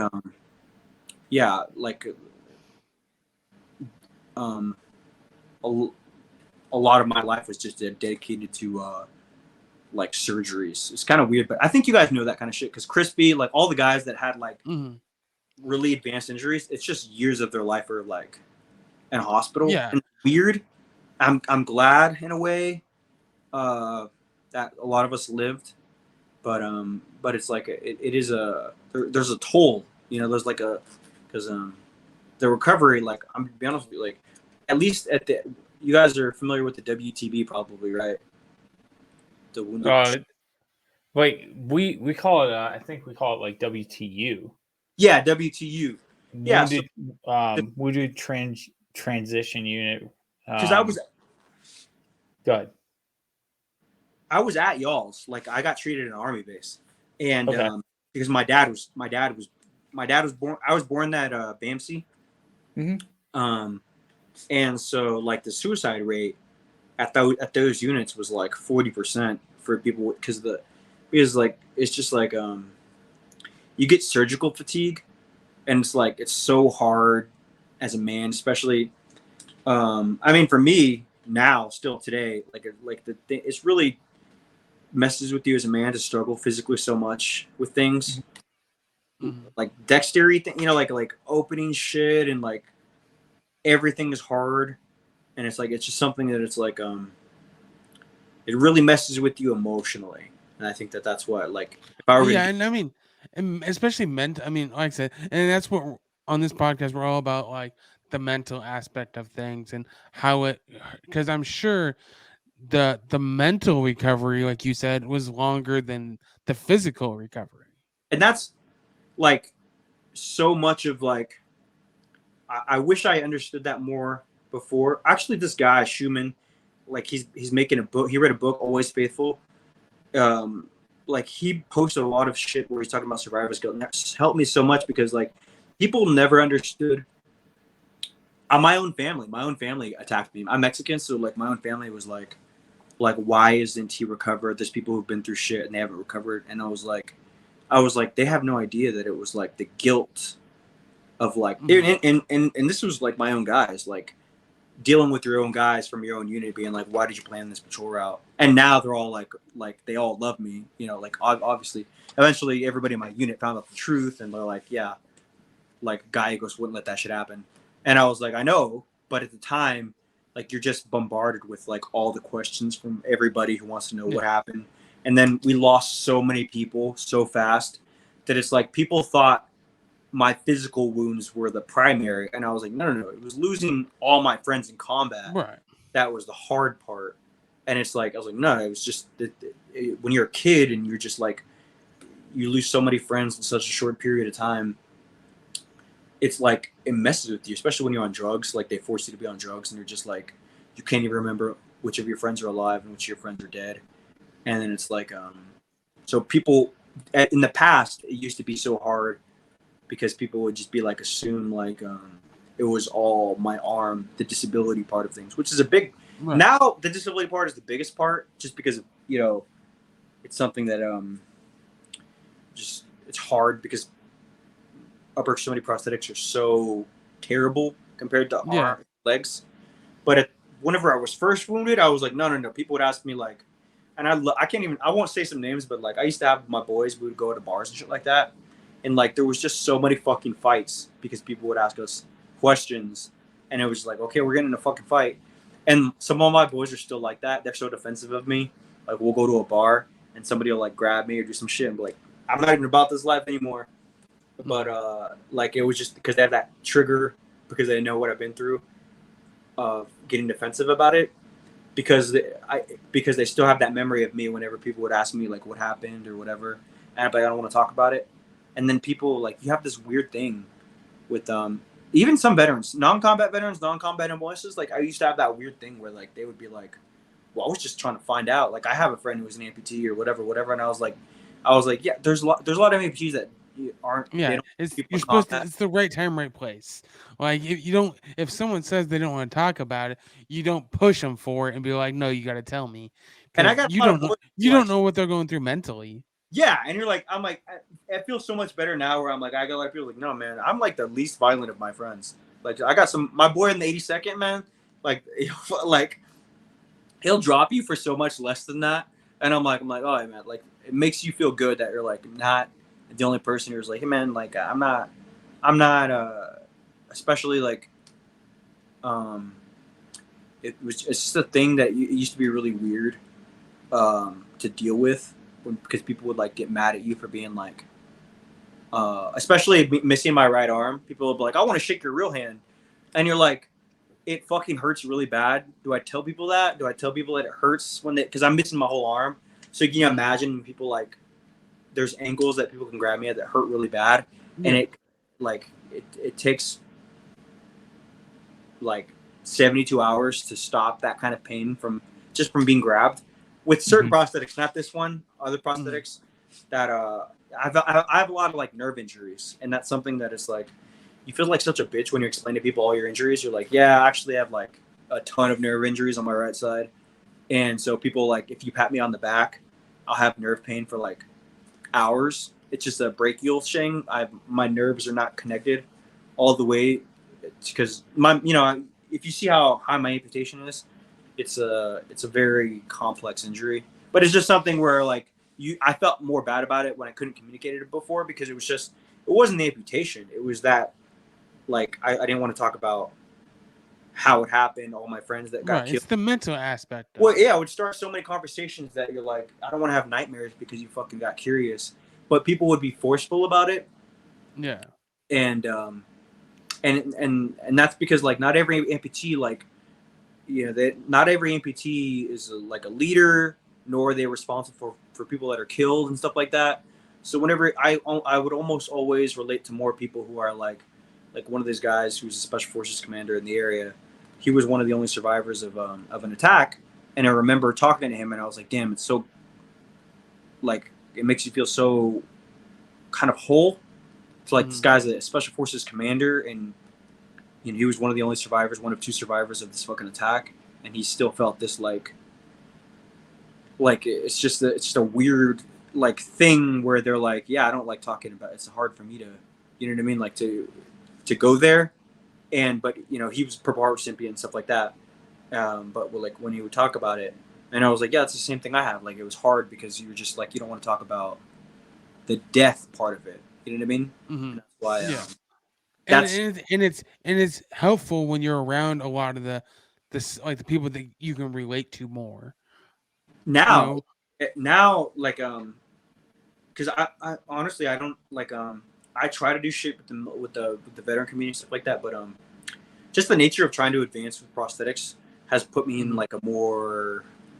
I've never wanted to be like a model or anything like that or actor or anything. I had a lot of those opportunities, but like yeah, all my people like they're all like we'll all find each other like no matter where we are, or whatever. Like I can always tell, and this is nothing against any other brand, any other type of jobs because everybody in the military is important, and everybody who served is giving away their freedom essentially because that's exactly what the UCMJ is. You give away your freedom, and but it's just like something where I'm like I remember one time I was, and this is like all I think important shit.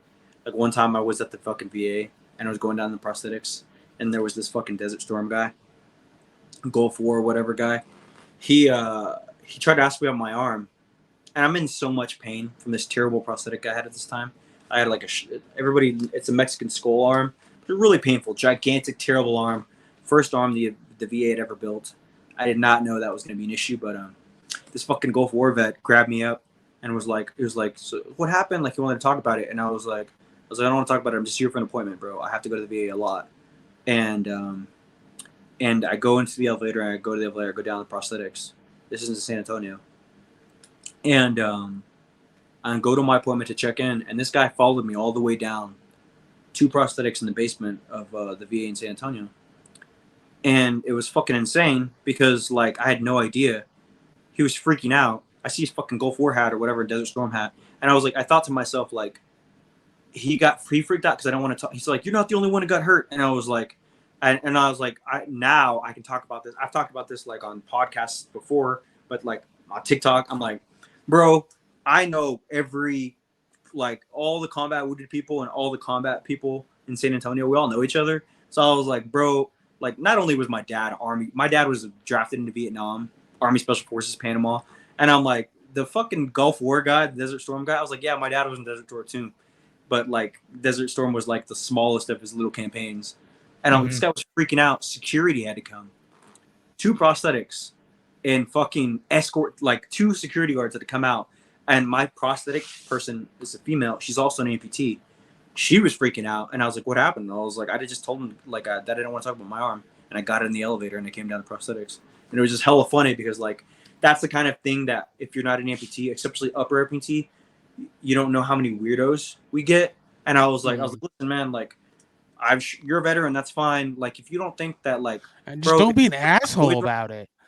Like, my boys would have fucking killed you. Like, if my boys, like, all my boys are like all combat vets, they're all bad motherfuckers. I'm like, bro, I'm being nice. Like, I was like, what am I? I'm at the VA. I know that people think when you're at the VA and you're like, I'm kind of intimidating looking in person. And I'm like, I have to be like real chill. You know what I mean? And security's like coming to fucking like not tackle this guy, but they were like grabbing him and taking him out because he was freaking out. It was like, you're not the only one who was wounded. And I was like, now I spend so much time with our Vietnam veterans, and I'm like, bitch, if you were a fucking combat veteran from Vietnam or go forward, whatever, you would not talk to me like that. But at the time, I was like, why is this guy freaking out? I didn't know anything about the Desert Storm or anything like that at the time. I mean, it's called respect.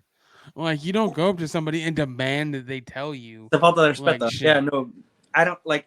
It's so It's so funny how many times, like, I've been to so many places all over the world now for work and stuff like that, and you're like, man, now. That's why I mean, like, when I say we find each other. If I'm in a bar, I can tell if a motherfucker like is a shooter, if he was a shooter or not, just based on like how they treat me. Because like some of the people that get real aggressive are not like that because they don't have people that they lost, and then they don't have people that were wounded with them. And so like all my people that are like super just like combat vets or whatever, they tend to be more chill in my opinion, and like they're just more nice. I don't know if that like nice and like maybe like they'll fight you or whatever, but they're like they don't talk that way. Because like just having gone to school and stuff like that, like, man, you get so many weirdos, and you're like, and they served like 20 years ago, non-wartime, and you're like, why are you so weird? You didn't even go overseas at all. Why are you're just a weirdo because you're weird. Don't blame it on the military. And that's some of the experiences that I've had in academia. You know what I mean? Where you're just like, man, there's so many fucking weirdos that are veterans that are like not from combat. They're just weird, and it's just like. It's just a thing in the veteran community, I think. Yeah. What are you gonna say, Rob? Yeah, and I don't know about you. Well, actually, you've kind of touched on it a couple times. Like when I'm having a conversation with someone, especially like about what they did in the military, I definitely believe that our support MOSs are there for a reason, and they have their jobs, and they did sign up, and they could have been hurt or killed overseas if they deployed. But sometimes like I can sniff out a conversation too where I feel like the person's exaggerating like what they did, what their experiences were, or I don't know. Whereas like some people that I've met that have had similar experiences, worse experiences, or less experiences, but have that like combat background, like it's more relaxing conversation. It's not like a pissing competition of like, oh, I did this, I did that. Whose dick is bigger? Yeah. So, but one thing I wanted to ask you while I'm thinking about it was you were talking to us at the beginning of the podcast and before we even started, and you were talking about like some of the struggles, especially with like texting and stuff like that, because you were saying about 3 of your fingers work for texting. You want to elaborate on that?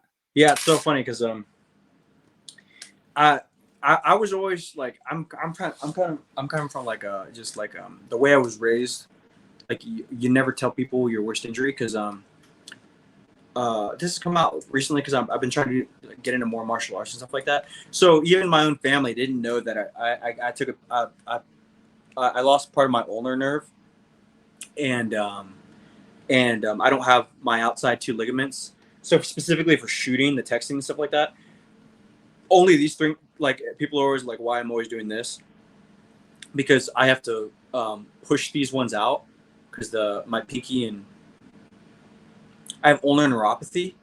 It's just like a nerve injury, and like it's something that it's hard at school, man. It was hard at school. It was really hard at school, and even when I go back to school, like typing, like I use a lot of like almost exclusively voice messaging, but also like my typing software is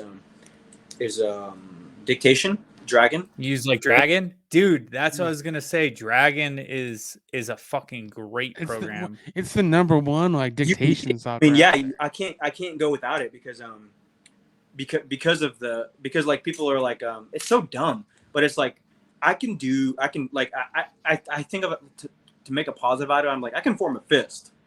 I can do a fist. It's the fucking texting and holding my phone and schoolwork and emails and professional work. It's hard because it's like that's what's hard, and it's kind of weird, but that's what's hard. But yeah, so I do dictation stuff even with my phone, but it's just people are always like, not people, but I've had a lot of random conversations where people are like, why don't you just make your one arm super strong? And I'm like, that's not how it works. I have arthritis, carpal tunnel. I can't just do that. Yeah, all my fingers have arthritis in them. I have bone spurs all over my left arm from calcium deposits, just from overuse and injury. And I'm like, I'm only 32, and I'm like, so when I tell people, I'm like I don't think that they think that I don't like telling people about that. I feel like you're bragging about your disability, and I feel like I've always had this mentality because like it's kind of funny. It recently came up at my Theo's funeral. My cousin's a sniper. He's a law enforcement. He's in law enforcement, but he's a SWAT officer sniper. And we were talking about he's a real fucking like he might be the best sniper I know. And I've done some shit with HRT and DAA and FAST and stuff like that. And I'm like, man, this motherfucker is so sharp because he noticed that my fingers weren't working. And he was like, what happened? And I was like, what's wrong? I had to use rope for we were carrying my Theo's funeral. I had to carry a casket, and I said I couldn't carry it. And they're like, why? Like your hand? And I was like, it looks like it works. And I was like, no, like especially carrying my Theo's casket. I was like, I can't get. I can't.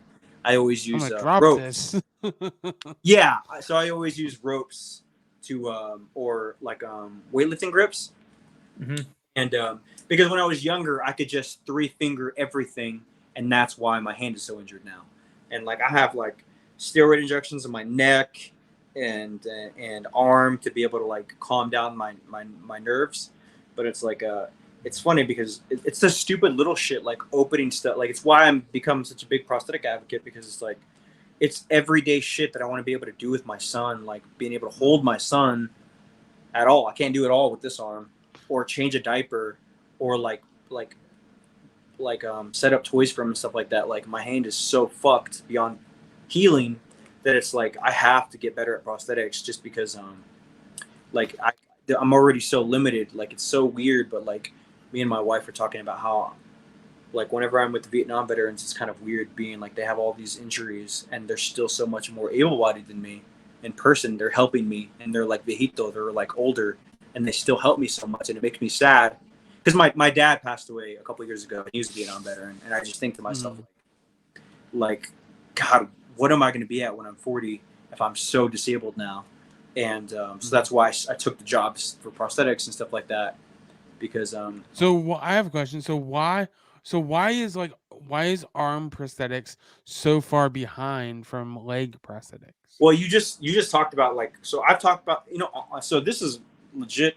Mostly Army people have helped me with this, and some people I can't even talk about, but their data is that less than 7% of amputations are upper extremity. If there is an amputation, that's different than limb difference, but it's the same mechanism of injury that's different between combat and stateside, is that people don't live from high injuries because it's a neck.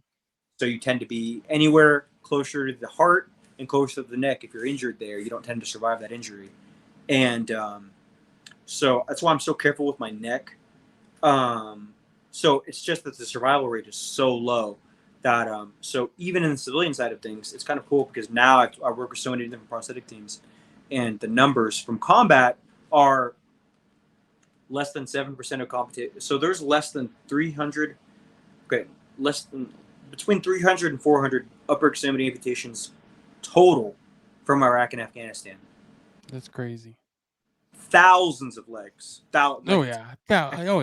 So the legs are uh, exponentially higher than the arms. So in 2000, the last time they were reported was 2014.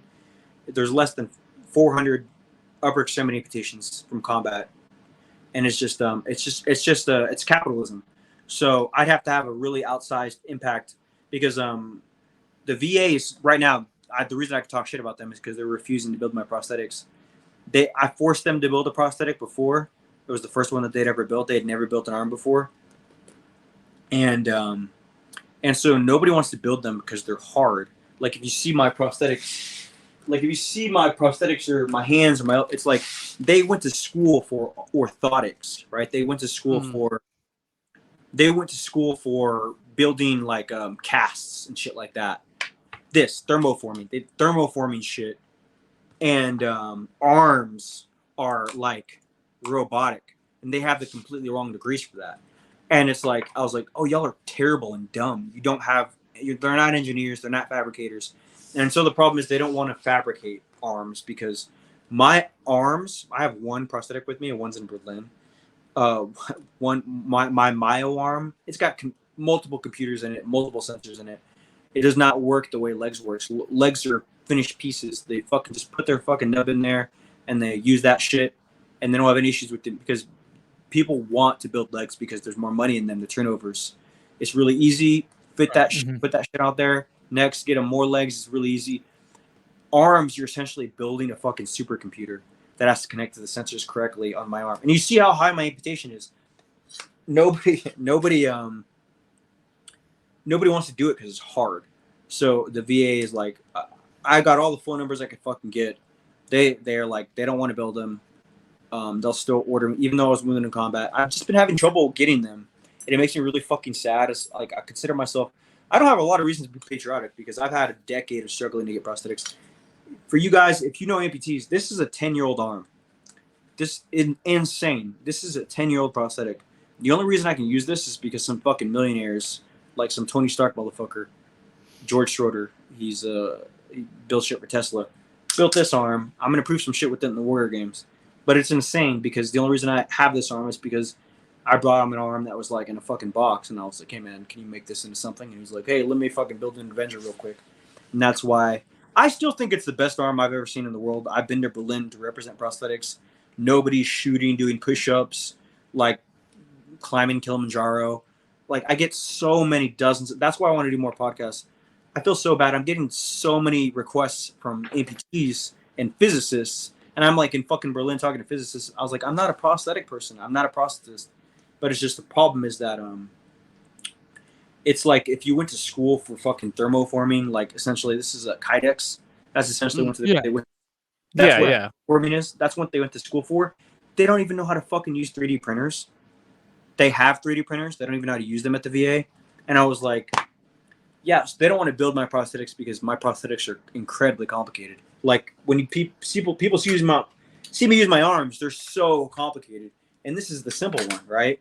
And like the hands are so much more advanced. And like so when they went to school, they didn't even have these. So it's just like I forced the San Antonio VA, which is supposed to be one of the best VAs in the US, to build my first prosthetic here. I complained recently about how terrible it was because it is terrible, and I'm using a 10-year-old arm because this one is not terrible. And so when I complained, senators got involved. Senators are still involved. They don't give a fuck. I've met them multiple times. It doesn't matter. Like senators don't care. And it's just kind of funny because like they're gonna maybe they will care because people in San Antonio know who I am. But it's just they're just complicated, and so like in the capitalist sense, talking into like multiple prosthetic teams now, just for work and nonprofit work too. I meeting these teams. The thing is that they'll meet one upper extremity amputee every 4 years at a facility that builds upper prosthetics for a living, like mostly legs. Every 4 years, they'll meet one upper extremity prosthetic person, and then in that 4 years, of the dozens of legs they see in the arms, almost exclusively all the upper extremity people are missing their hand below the elbow. So all of this shit, this is why like the TikTok people, they used to bother me. They're like they'll compare me to people that are missing fingers or wrists, and I'm like, people have no idea like the dexterity of the strength that we have in a hand and the muscle. Like it's so advanced, it's so difficult to replicate this, and like so whenever people are like, why can't I do this and that, I was like, you've seen how high my amputation is, and I was like, I can fucking swing a punch, and I'm really strong now. I can lift, like I can lift it, but it's essentially like it's like 135 points of movement on a human arm, and it's like 6 points of movement on a prosthetic, and it's just it's just there's not numbers there, and it's just the nature of technology. So if I get like a little bit of pushback for, even though the people who build this employ me now, like, why are you using a prosthetic like that? Because nobody else is. I have to. If nobody else does, there's nothing to drive that data forward. Nobody's gonna make them better. They're gonna continue to be shit, and I don't want them to be shit while I'm alive, because I need it a lot more than other people. Because I don't have a caregiver. I work full time. Like a lot of the people that I push prosthetics because I need them. Like I work multiple jobs, and I think that you just get a lot. You get compared a lot to the people that are like professional, like wounded warriors and shit like that. And it's just like they don't have to work. They kind of just speak. And I was like, so I want to be able to do epic shit and do shit, and that's why I push prosthetics. But to answer the question, why they're so shit, it's just the data. Prosthetics, everything's data driven, and there's not enough data and money to make them better. So that's what's holding them back. Versus legs, thousands of legs amputees from Iraq and Afghanistan, even Vietnam. There was Vietnam veterans that lived through low injuries. It's just upper extremity injuries are much harder to live through. Right. And then let's talk about the Warrior Games. Let's get into that. ESPN. Okay. So what is the Warrior Games? So the Warrior Games this is bad because I think it's really important for the military. Anybody who had an injury from active duty can compete in the Warrior Games in open category. Like, you don't have to be a Purple Heart recipient. Anybody who's injured, whether it's back injury, fucking like even just small injury. This makes me sad. There's a lot of cancer. There's people that there's a guy who dropped the motor on himself. You know what I mean? Like, being in the military, you're going to be forced to do some stupid shit. Including the guys in Iraq, because I've heard that story. There's people in Iraq who were wounded but didn't get Purple Hearts because they weren't wounded. They were wounded because their vehicles suck. And that's happened to Marines. I mean, you've seen how many of our people have been killed in training in the past 2 years. It's just when you push people in the military, you're going to have a lot of injuries. And so the Warrior Games is for anybody who was injured while serving and has a rating. You try out for your specific forces. So the Army has the best team because y'all have the best. San Antonio. I'm not gonna lie. I'm not gonna lie. I'll have the best team because you guys have world class coaches and that's why I'm competing. That's why I was like quiet about competing, because like the Army guys are like, bro, we follow you, like we love you, and I'm like, god damn it. This is why I couldn't post about this shit. They're like, yeah, we've been seeing you, and I was like, so it's just for anybody who I would consider myself the best arm guy, but I have a lot more injuries than a lot of the people that I'm competing against. But it's for anybody who has injury from the military, and that's to include traumatic brain injuries. But there's a lot of like leg injuries if you blew out your knee, and I think it's kind of sad. But if you see these WTUs, the modern WTUs, this is somebody from I have a lot of wounds, a lot of combat wounds. My wife is a veteran. She has a lot of injuries from the military. It's just something where it's the Warrior Games is just the DoD putting money towards rehabilitating our veterans and active duty people and pushing them to like not become the statistic of like what they could be disabled or whatever, like just for them to have a place to compete. Because honestly, if you're wounded in combat, you're never going to be able to compete in the Paralympics with people where you're actually using your prosthetic, right? Because only four Purple Heart recipients have ever made the Paralympics and medaled, because our wounds are you're competing against people who are born like that. It's not an injury; they're born like that. And it's way different because There's no pain. they've had it they've had it for a lot longer usually too, so they grew up with it and are more used to it. It's like if their limb was forced like this, people are like, why can't you do push-ups like this one guy? When I was like, because he was born like that. It's actually not an injury. Like, it wasn't torn in half. If you rip the truck in half and being like, oh man, why is it like a flat top? Like, why isn't it working? Because that fucking transmission's over there. It's not like a and so it's like, that's why I think the Warrior Games exists. Importantly, because I mean, you've got to see all the people that are injured from training, especially in the infantry. Especially in the infantry. Sadly, it's true. You know what I mean? Like, there's a lot more injuries in the infantry because we're like pushing new weapon systems and vehicles, and it's just So I think the Warrior Games exists because the military recognized that, especially for retention. And this is me going on my professional shit because the Marine Corps does love me. I am an ambassador for the Marine Corps, Team Marine, and I do want to always make sure I'm being a positive ambassador for the Warrior Games, because I think that it's one of the only places that a lot of these people with injuries, they're not going to be able to compete in the Paralympics because there's no separate category for people who are injured or born that way. So if you're born that way, you're always going to have a different level of athleticism as it regards to specifically sports. Because if you're like, why Oscar Pistorius is going to compete better than our double amputees? He was, the Australian guy born like that or whatever.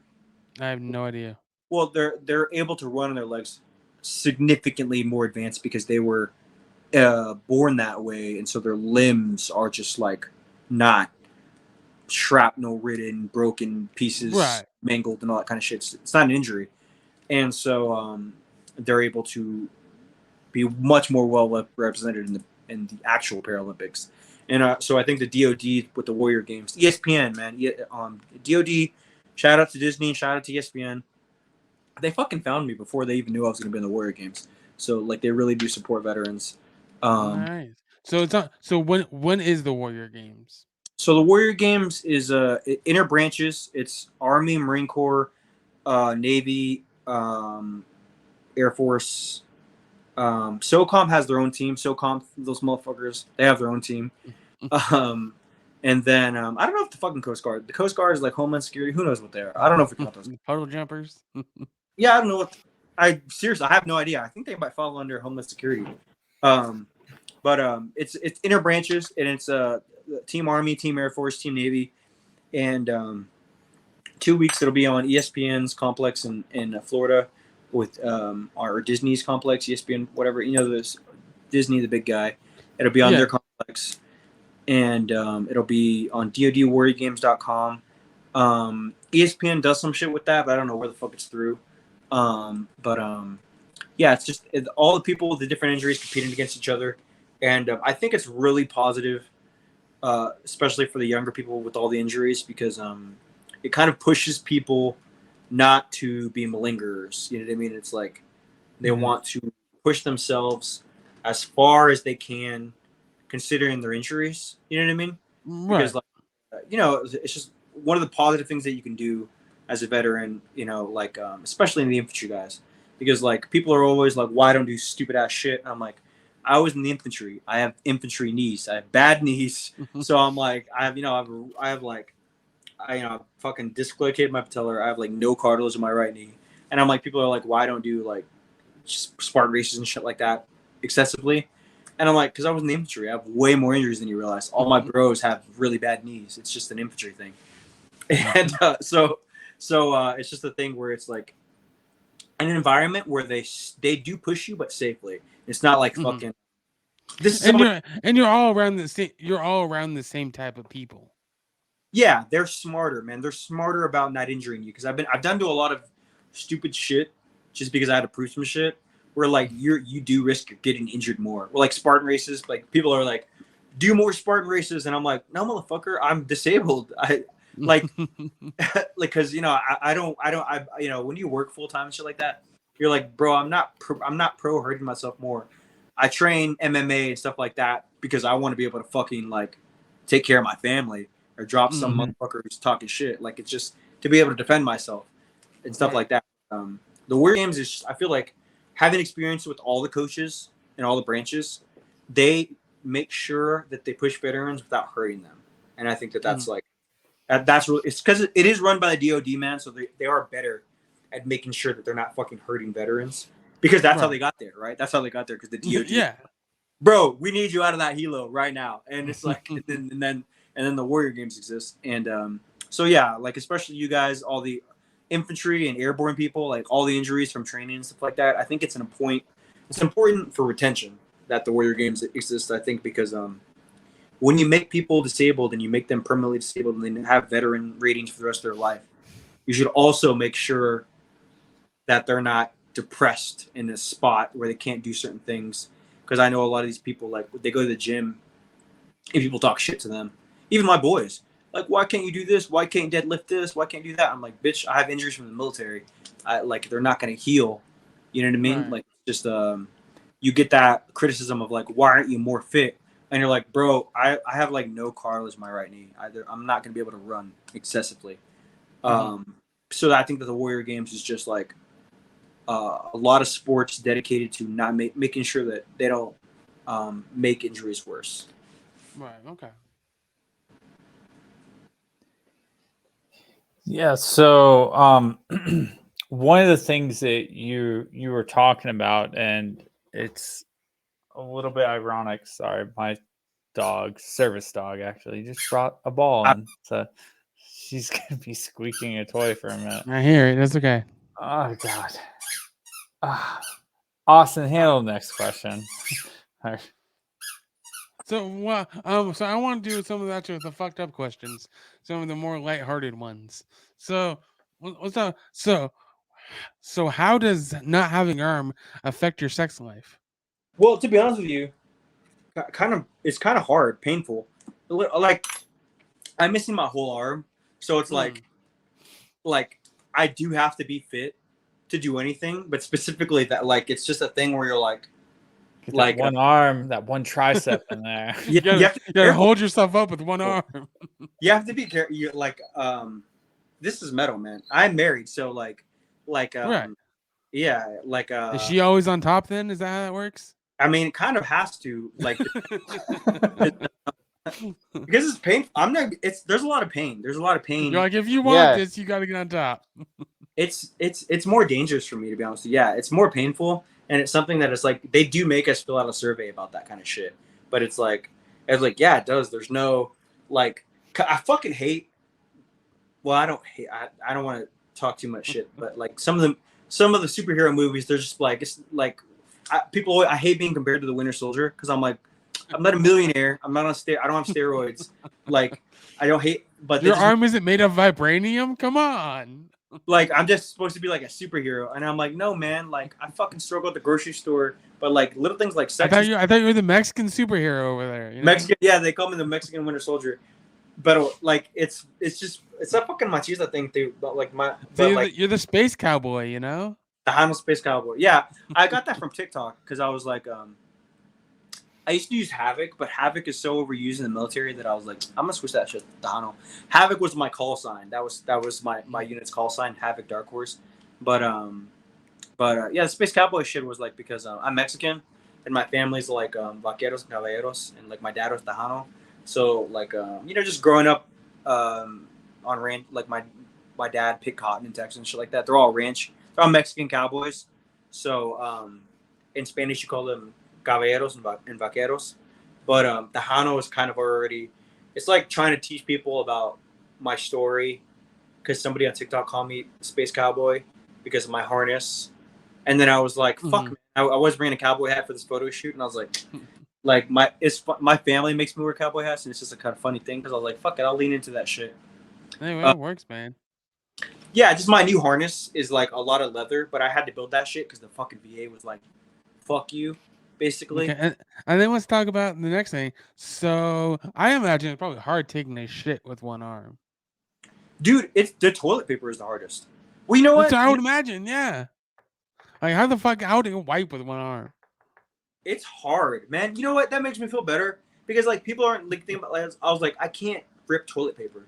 Like, Yeah, I just like the little, like you said, it's the little shit that you have the hardest time with.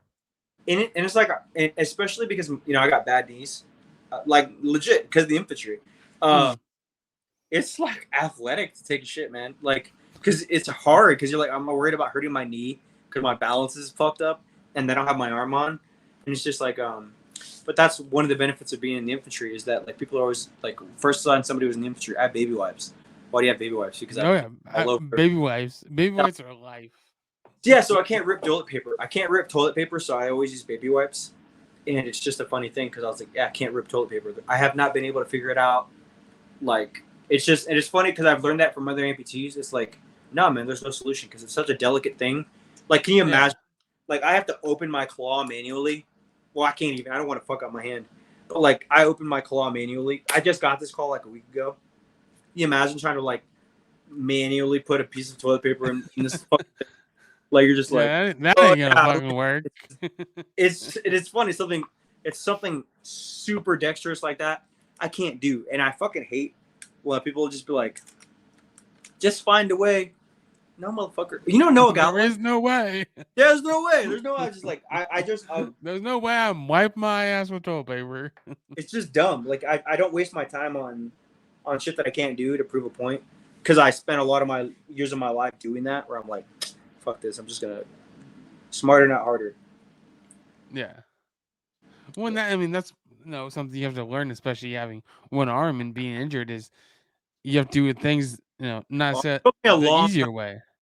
Stop competing against two-arm people. That's my thing. Like, every time I see a two-arm person do something, even my wife, man, she'll do something so easy, like take the laundry out and put it in the dryer, and I'll get so mad because she does it so easily, and I'm like, it takes me takes you 10 times longer.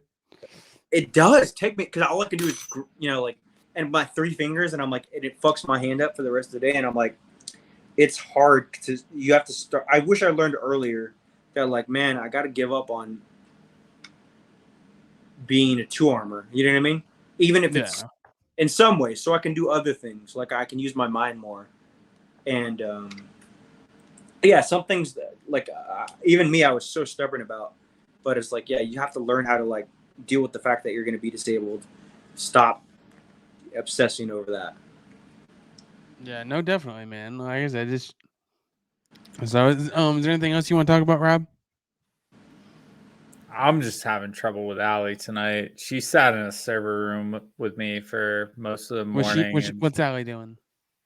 She's whining. The problem is too, Amanda's not here to help. So You're good, man. Well, I mean, so there's just 2 more things that we want to touch on. We want to touch on the 22 challenge. So we have the 22 challenge, which is 22 pounds for 22 miles. In support of suicide awareness for the month of September. So we're doing the 22 challenge for September. It's 22 pounds for 22 miles in support of suicide awareness. That's very reasonable. Oh yeah, I mean, like, I got mad last year and did 122 challenge in one He did day. it all in one day. I got pissed off about something. But, like, we had a lot of people that just, broke it down, and they would carry their 22 pounds and, did like 2-3 miles a day or something like that, and then work their way through, and they would do it with their family. Really good weight. I feel like 22 pounds is a really good weight because, like, just because, I mean, because I ruck. And I'm like, some motherfuckers would be like, yeah, it's 50-pound ruck. And I'm like, motherfucker. That's too much, dude. All my shit's ultralight now. Like, I struggled. I had to take my plate carrier apart. Wait. Like, put it in a bag. plate carrier count? Because my plate carrier is only like 30 pounds. Yeah, no, yeah, we I do mean, plate. it's Yeah, you like people do plate carriers or they do packs. Like they do racks. Yeah. I got tired of doing packs, so I just took my plates out of my plate carrier and threw them in my pack. I would just wear my plate because, like, I live in the ghetto, man. I'll wear my plate carrier. I mean, like it's double You're like, protection. I'm just gonna walk around with that on. Look like a badass. Look like Mexican Iron Man. Winter Soldier. And Winter Soldier. But like people in San Antonio know me, and they're like they know what parks I work out at, and they're like, oh yeah, you need to be wearing plates there. So I'm not joking, bro. Every Friday night, AK-47s go off, and you know it's just you're saying that at the beginning of the podcast when you're getting all situated. Yeah, it's fun. It's just a where I live, man. It's a cultural thing. I think that like, I mean that's why San Antonio loves me so much because they know I don't live. They know I don't live. Well, there's some famous San Antonio people that don't live in San Antonio. I live in San Antonio, with the people. So, yeah, no, like, legit, man. There's just a lot of shootings down the road, like not down the road, like less than a mile away from me. And so I'm like, yeah, always wear your plates. Like if you're disciplined enough to wear your plates, I don't have CrossFit plates. So I always wear like pistol plates, whatever. If I'm going to the park to work out, like, I mean, just the shit that's happened in the past 2 weeks, like it's like everybody you run into in San Antonio who you get in a fucking altercation with has a gun on them. So like if people are not from especially in Texas. Texas is different, but San Antonio specifically, like if like it's funny because military people won't even come to where I live. Like it's just because it's so segregated. But I live on the south side, so it's like people think it's like SAMC and Lackland. I'm like, no, that's military San Antonio. But like, yeah, it's just like so many. One of my boys, 20 years in the Marine Corps, multiple combat deployments, never got any injuries, and then he got out. The year he got out, he got shot in San Antonio. Like he got a little road rage. They pulled over, like somebody cut him off or whatever. He pulled over, got out. This is 2 years ago. He got out of his fucking shit, and the guy just fucking shot at him 3 times and fucked up his hand. Now he's disabled permanently. 20 years in the Marine Corps combat. That's the worst. Is when you do 20 years and however many tours, and then you come home and you get injured. Yeah, because like, but you have that mentality that like you almost it works against you. You're like, oh man, like I'm a combat veteran. I'm like I could fight this guy, whatever. Like he just hadn't been in the city, and he just thought like, hey, man, get into an argument with this guy. And I'm like, no, you're just wrong person. Tienes que cuidarte aquí, and it's just, you have to be careful. Because like these little fucking skinny Eugene wearing kids here, you just can't. You have to be careful. You know what I mean? It's just a thing where you're like, obviously, I'm right down the road from Uvalde. So yeah, everybody has shit on them, so you can't. So actually, I have a question about that. So were you home when that happened? Bro, where was I? Just had my son. It made me so okay. So I have a lot of friends. I'm going to be doing some things from some law enforcement organizations. I made me mad because I have family members that get alerts on their phone. I was in the hospital giving birth to my son that week. So in my head, like I was a door kicker. Like it's complicated. I think I understand why it's complicated. People like it's not that complicated. People are going to make the point is always going to be about protocol. The point I live about an hour away from there. Yeah. It's not protocol. The protocols say go in. And this is something that I'll appreciate all the podcasters who are being really honest about this, because like my cousin, I got a couple of cousins that are cops, a couple of cousins that are feds in Texas in this area. And looking at the alert, there's you get, if you're in law enforcement in Texas, you get alert systems on your phones, right? And looking at the after action report or whatever, it's just like everybody's going to be talking about how the cops are pussies or whatever, and that the protocol says to go in, and I was like, it has nothing to do with protocol. Keep saying protocol if you've never trained for combat. Like I know I've been to Uvalde. I've driven through Uvalde. Like I've been to Uvalde. Uvalde is like 45 minutes from me. So it's just when you look at these guys, they don't like they're not training to be gunfighters. Gunfighting is different. So if you're like, it's just something that it's just you have to train for it. Doesn't matter. All their protocols can say do this. They're absolutely not training for that. They post their training. They can have level 4 plates. They can have all the rifles. They're just absolutely not training outside to gun.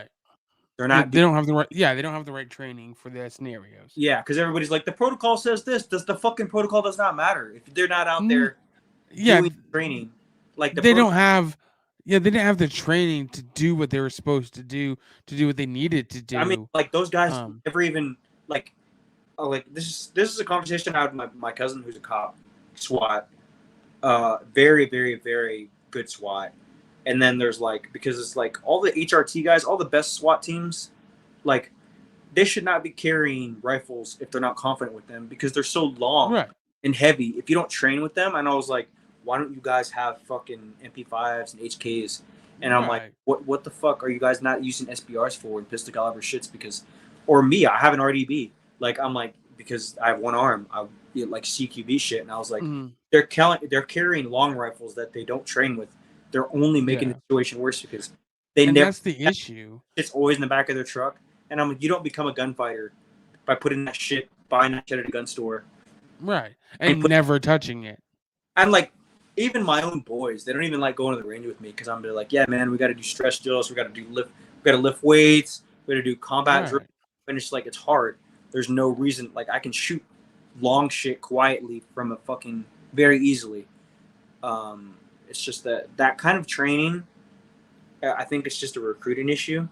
It's just like a and I agree. I mean, a lot of it is, cops don't want to train outside of the job, right? They don't want to. The mandatory training is worse than the military. It's like not 100%.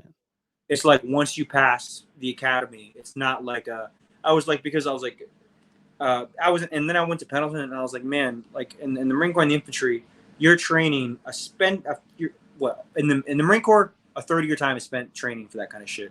In law enforcement, it's like not even mandatory that you train with a weapon before you get issued it with the rifles. And I'm like, it's insane that we're expecting them to go against a gun that they never trained to go against because they're still calling active shooter drills. And I'm like, active shooter? No, it's a gunfight. You need to train as a gunfighter. And it's a dumb thing, but it's just like, yeah, I think that we're in Texas, it's going to get worse. I think it's going to get worse because like, even when I talk, it just comes down to more training. Yeah, they're not doing the right, because when you go to a gun range, like, and you shoot with civilians, like just the kind of things that you're training so differently. They're like on Facebook, like I posted one video and it got like 7 million views, and saw all these criticisms like from fucking pogues, like, oh, you were anticipating a fucking whatever. I would fucking kick you off the range. And I'm like, have you ever been are you fucking kidding me? I was like on a rifle range. I'm like doing all these drills, and I'm like, are you fucking idiot? Like, I'm not training in a little like indoor range or whatever. It's just combat training is different, and I think that 100%. And I think that it's really weird that cops don't do combat training, because I think they should be doing combat training. Oh, I agree. It's just I just think it's like because if you're being honest, like, and I'm really cool. I'm really happy that some of my friends came out and were like, when you look at the people that were criticizing it and they're reluctant criticizing it, I was like, bro, one 18-year-old with 30-round mags, like I would put any rifle team in the world against that. Like one kid with 30-round mag, he didn't even have fucking drums. I'm like who's not even training, no armor. Like, it's just like 11 cops. Then I was like, you look at them, and I was like, oh, you're so scared because you never trained to go against long rifles. And it was just insane. They had the wrong weapons. The protocol is like, it's so dumb. I don't know if they're going to change it. I'm going to try to. I'll get my peace officer's license in Texas before I let that happen to my son. But yeah, it's just the thing. I think it's like everybody's saying like they didn't listen to the protocol, because the protocol doesn't matter. It's like if you told somebody like that they have to rush a machine gun up a hill, and they're like, yeah, you got to rush the machine gun. No, they're not going to rush the machine gun if they're not. No. And it's just like, you have to train for your body to respond to that. It's just hard. But I think that they should be doing more military style training. But I don't know what that's gonna change. But it just bothers. No, I live right down the road, and I always hear. Mm. I know that it just bothers me because I there's so many gangbangers on my area town that have a respect. oh, Where I'm sure. they're never gonna do that to a kid, and I was like, man, Well, like, but that's the thing is, well, you said a gang, but that's not their target. Like they're not gonna go into school, and like yeah, that's not what it's about. Like yeah, that's not what they do. yeah, they don't touch it, and it's kind of like the code. It's like a thing where I was like, you can't expect them to get better. You can't expect the kids to get better for getting bullied or whatever. You just Yeah. the people that have to train for it or whatever. It's just because like I literally hear AKs go off every weekend Mm. down on the railroad tracks, a few miles. I don't know, not even miles. But it's like yeah, because the culture is different. That kid wasn't from Texas. The culture is different, and it's just like a thing. So, like if you ever want that to stop, you just have to train it, and it's Yeah, like. oh, no, 100%. Like, because It's all about training. grunts live for that shit. Like the fucking CQB shit. Like, how much would you rather do CQB than fucking ruck? You know what I mean? Yeah. Oh yeah. Would I rather go on a fucking death march or get to go to a kill house for hours? Like, Right. I mean, well, yeah. I mean, you're just gonna kill yourself if you go to a death march. I mean. yeah, that's what I'm saying. Like, it's just there's a cultural difference because like in the infantry, people live for that shit where they're just like, all I want to do is train CQB, and then in the police, like it's like they're not spending any of their own time. Well, not all my friends that are cops are martial artists. All they do is train, and that makes gunning shit easier. Because if you do martial arts, the gun shit comes easier. But yeah, thing where it's a cultural difference. They're just not training for that because they're not. It's not a part of their rotation, like in the military. In the military, it's just it's a part of your life, and I think that that should probably be a part of cops' life too. Yeah, no, man, I agree. So okay, so what's for SWAT cops? That is their life. They absolutely have to train. right? No, 100%. So okay, so let's actually get into the last thing on this, Rob, since Rob's having some issues over there with Allie. How's It's it going, never Rob? been this bad. Like she's Well, we're also like over crazy 2 right now. hours in, and it's also like 10 o'clock. Yeah. No, she's like losing her shit and wants to like play. Like literally, when I walked away the last time, she had zoomies around the house. Like, I think part of it too is Amanda not being here with the other dog Finn. She's got no one to play with, so she's like raging out tonight and rebelling. and She's and like, it's I'm gonna funny show you, Dad. Well, it's funny because today when we were working, she's at work with me. She's doing fucking great. Sit down, stay. And the guy's like, your service dog is so well behaved. And I'm like, you have no idea how this dog is when she doesn't have her vest on. And you know, she's a completely different dog. And this is like literally proving it because she's losing her shit and she wants to play. Okay. So let's get into this. So this is you good, Sebastian? Yeah, you're good. I'm letting my dog out. Okay. We're talking about dogs so much. Your dog's. He's like, oh yeah, I should probably take care of mine. Yeah, he's good. All right. He's good. Let's. So this is ATI. It's fucked up questions from the internet. It's called Answer to the Internet. All right, here we go. It's fucked up questions. Would you rather have a cat with a human face or a dog with human hands? Cat with the human face. That would be weird looking. That'd be so weird. Just to walk into a room I don't like cats there. Here. Like you don't like what? I don't like cats, so I could deal with it easier. I like dogs, so I would be more torn about that. Mm-hmm. Okay, what do you got, Austin? I'm gonna go with dog with human hands. Why is that? I think it'd be more interesting. They'd do a lot more. Yeah. Yeah. I'm gonna go with dog with human hands too, just because Allie needs to start fucking pulling her weight and Right. doing more things. Like, I do too much for this dog. I feel like I'm her service human. You are. All right. You want to get the next question? Yeah. So, would you rather have to sprint every time you use your legs, no matter the distance, or have to yell anytime you want to say something? Sprint. Damn. I'm just gonna yell at everybody. I'll probably sprint too. I'm gonna do sprint. Yeah, I'm just gonna yell at everybody. Yeah, I can picture that. I get in trouble for everybody because in person, not on a podcast, but in person, I'm really quiet. So, yeah, if sprinting, Start yelling. Start. So maybe you startling should people. yell then. If you're quiet, maybe you should start yelling at everything. it's not in my personality. It was really hard. Not in my personality. So, like, I have to yell. Like, even whenever I have like give whole workout classes to Marines, like to young pulleys and shit like that. I'll be like, hey, everybody come in. I'm gonna whisper. And I'm gonna whisper to you.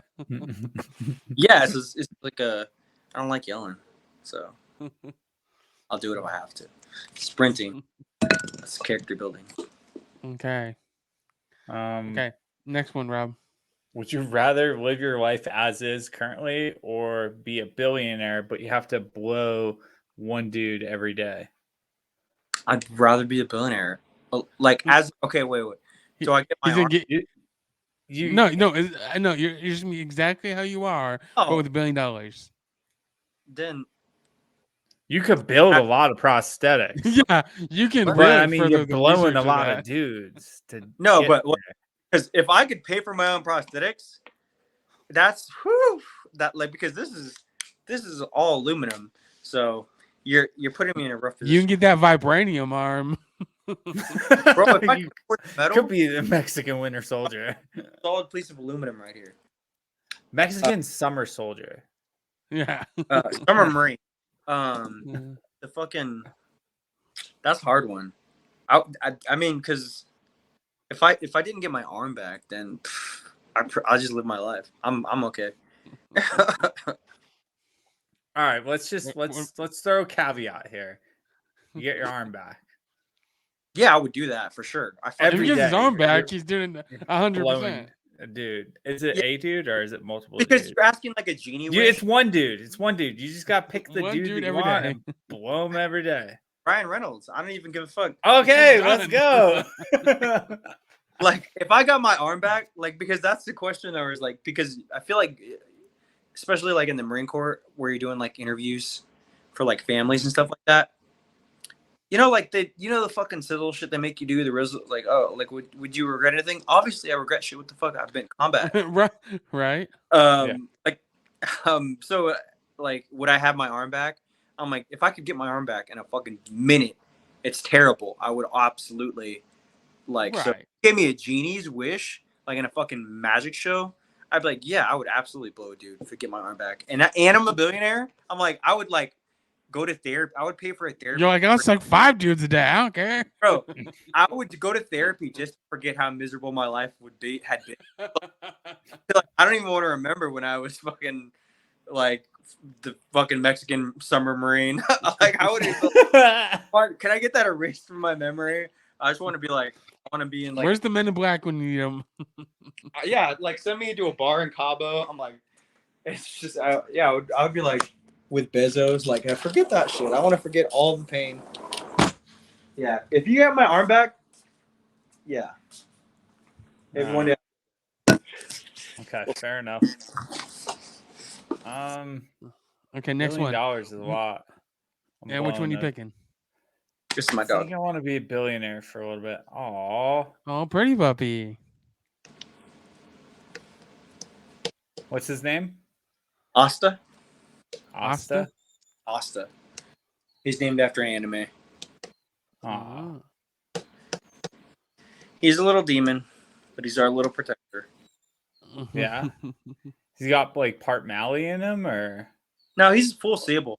Actually, my squad leader's mom made that little hookup happen. I was like, I got him for free. I didn't want him for free. I was trying to buy a dog, and I asked about it, and my squad leader's mom made that connection happen, and they wouldn't let me pay for him, and I was like, he's from Utah. He's a sable German Shepherd, and yeah, I love him. He's like the best. He's so protective. He's kind of like mean, but he's super. He's like how German Shepherds are, like really Yeah. nice to you, but like don't get near him. Don't fuck with me. Yeah. Don't make sure you're part of the pack, otherwise they will fuck big, you up. but he wasn't supposed to. Yeah. How old is he? He's like, 2 years, 2.5 years. oh, he's still a puppy. Yeah, he's got a lot of puppy energy. Oh yeah. He's a brat. He's a spoiled brat. Well, I mean, aren't all dogs? Yeah, well, because before, when it was just me and him, before I had a son, I'd be hazing him, I'd be taking him on death runs.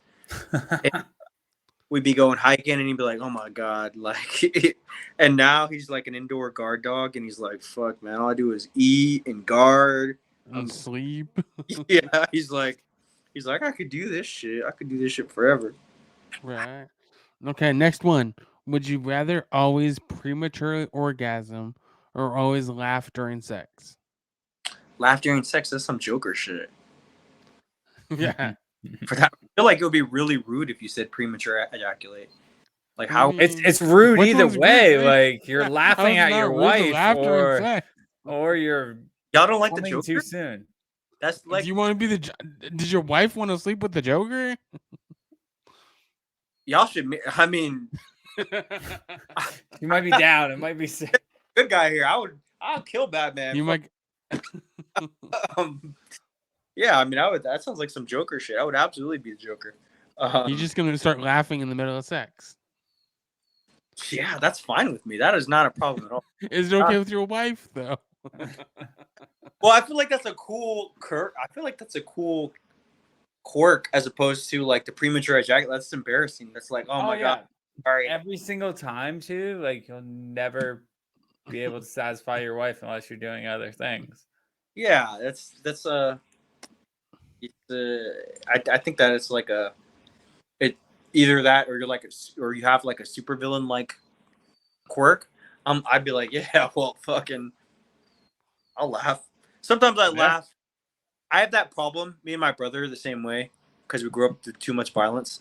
If something bad is starting to happen, or somebody like, this is a badass story for the Marines. One time, a Marine was at a bar, and he's a detective. He's my boy now, but he thought it was stolen valor because I was like all dressed up and all pretty boyed out and like a pearl snap, and my hair was all pretty, and I used to have prosthetics that could fit under my clothes. And he thought I wasn't a Marine. And that's how Marines are. He got so mad at me because he's like, I heard you were telling people Marine, you weren't a Marine. And I was like, I don't give a fuck. And I was like, okay, whatever, I don't care. Like, as if I was like trying to lie about being a Marine. And he was like, no, you're fucking stolen valor. You're not a fucking Marine. And I was like, okay, whatever. I started laughing because he was getting so mad at me. And I was like, I don't want to use the P word, but I was just thinking to myself, like, this bitch. That I wasn't. And I was like, I started laughing. And sometimes I have a habit of laughing when I'm in danger. And so this motherfucker started swinging on me. And he just started swinging on me in the back of the bar. And all his fucking friends tackle him. And I was just thinking, like, I have this quirk where I already have this quirk. Like, if somebody's threatening me, like, at a bar. Like, I'm already laughing danger. Like, why not laugh during sex? Yeah, it's like a thing. Me and my brother's the same way. Like, if you're like, I'm going to kill you to my brother will just start laughing like, bro, this is not, don't do this. You don't do this. It's just a fucking thing. Like, if I'm ever even in an argument, I'll just have this thing where I'm like, if I'm in danger, I'm going to start laughing. I don't know what it is. I do know what it is. I think a lot of people have that where you're just like, oh God, trauma. You start laughing. And it's just like, I'm already a little bit like the Joker. So that wouldn't be too big of a problem during sex. Okay, what about you, Rob? Laughing during sex, because if I can't satisfy Amanda, she's gonna. I don't know how Amanda's gonna like you laughing during sex. I'll just tell her. She might just get mad at you. She probably would, but like she'd get over it because she's gonna get what she wants as long as I can last longer than 15 seconds. So. What about you, Austin? Yeah, I'm gonna go laughing, and my wife might hate me, but it'll be okay. You're at that point now in your marriage where you can laugh at the sex. So Yeah, that's fine. Well, I'm not gonna say I would get in trouble. I would get in trouble. Right. I think all three of us are getting in trouble. But what's better, like delivering the Yeah. dick or laughing? Yeah, I would rather get in trouble. I'd rather get in trouble for laughing than not delivering. Okay. Last one, Rob. Last question. If someone offered you $3 million to have sex that was televised like the Super Bowl, would you do it? Yes. The fuck? Like with my wife? Yeah. Yeah. You get to pick who's gonna be on this. Like it's Do I- during the halftime show. I was the Super Bowl. $3 million, bro. I work like Yeah. 3 jobs. I'd be like, hell yeah, what the fuck? I don't care. A lot of people will know me then. Oh god, I'm gonna sell T-shirts. Yeah, make it a whole sporting event. Fucker. My dog's fucking with me. He's a demon. What about you, Rob? Yeah, I'm doing it. Cop $3 million. That'll be the quickest fucking commercial ever. Yeah, you can't be asking that question in America because in America we'd be like, bro, just to fill up my fucking truck. Right. So, but yeah, no, I mean, $3 million just all I need is like 15 seconds. So it'll be 15 second commercial. We're done. Like you could air it during the Super Bowl. Yeah, be the halftime show. Yeah. Oh god. Okay, well, I think that's it. Yeah, I guess that is it. Lowell's actually texting me right now. He's got stuff for Allie. Does he want me to drop it off? But anyways, I guess we covered everything. Rob's dying over there. Listen, I really appreciate it because I've been trying to talk about the prosthetic shit more, and I'm like it's just a lot of people want me to communicate with them in emails, and I'm like you're like I can't talk to you in email. They don't have voice to text in email. it's an older generation thing. Where like, listen, man, I'm just gonna make some fucking TikTok videos about this. My senators don't care that they've met me and shit like that, but it's just funny because you're like, the emails are not working. I'm gonna make videos about this. You're like I can't email you. Here's I a swear video.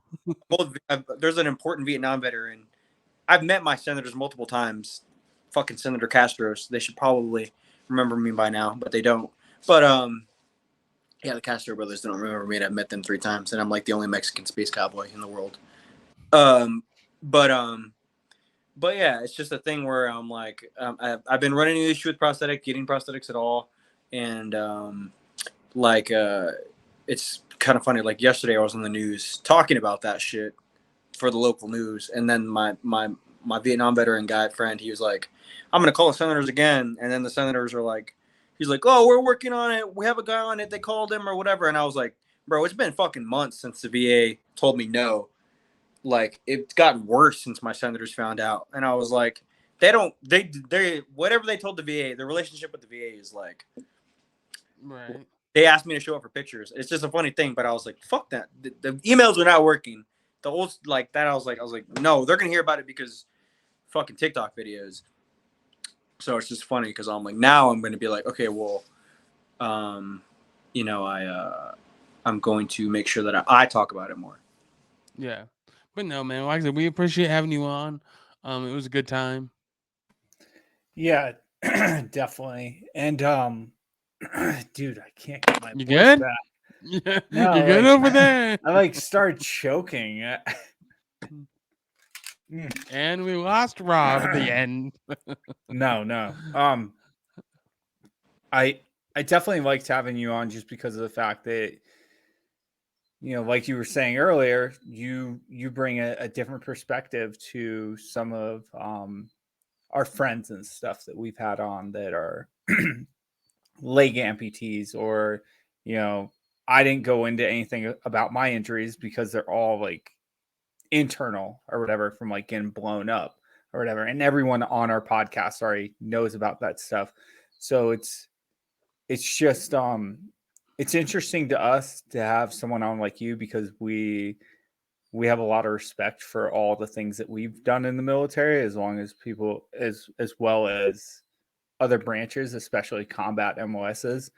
And then the only other thing I would like to like kind of put out there is, you know, your struggles that you're going through. Like, you know, you seem like you're in a great mood about everything, but one of the things that we hold near and dear to our heart and why we're doing like that 22 challenge and why I own Save Our Six is because I've lost a lot of friends to suicide that I directly served with.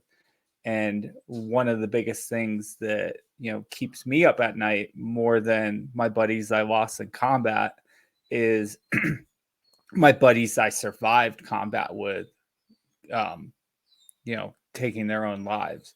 When, you know, I would have sat down for hours with them and hung out with them and talked to them, flew to them, had them I, fly out to me.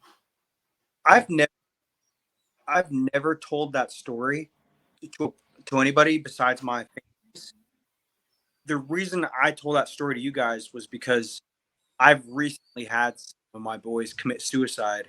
Mm-hmm. And some of them that passed away that committed suicide were cops, Yeah. cops, and they committed suicide. And it's like I think that I was like I disagree. I'm only positive like because I've done some stuff where I'm like for a podcast. Like for y'all, like infantry guys especially, I'm positive, but I'm like, no, it's been terrible, and I've been trying to find help, and it's been terrible for me, and I have a lot of resources, and so like, I have so many of my friends that are like can't even get the VA to acknowledge that they were like fucking like hardcore combat veterans, like that care. Not it does not matter that they're combat veterans, whatever. Like the VA, I don't think like the VA likes young people, young veterans. I think that's an issue, but it's Mm-hmm. like they don't care. Like they don't want to give you treatment. They want to give you a rating. They don't want to help you. They want to give you drugs. And I think that that's why I've had such a problem with prosthetics is they don't want to they don't want to build they don't want to build the future. They don't want to help veterans. I think that they want to give you drugs and give you it's just in my opinion it's just a drug thing. Oh, But I'm it's like terrible, dude. I don't want anybody to ever think that I'm like I'm not in a positive place. I'm just like the fight like hell thing. I just recognized about a year ago. I'm gonna like I was always like quietly fight the VA, whatever. Don't publicly criticize them. Now, as soon as I became a dad, I'm like I'm going.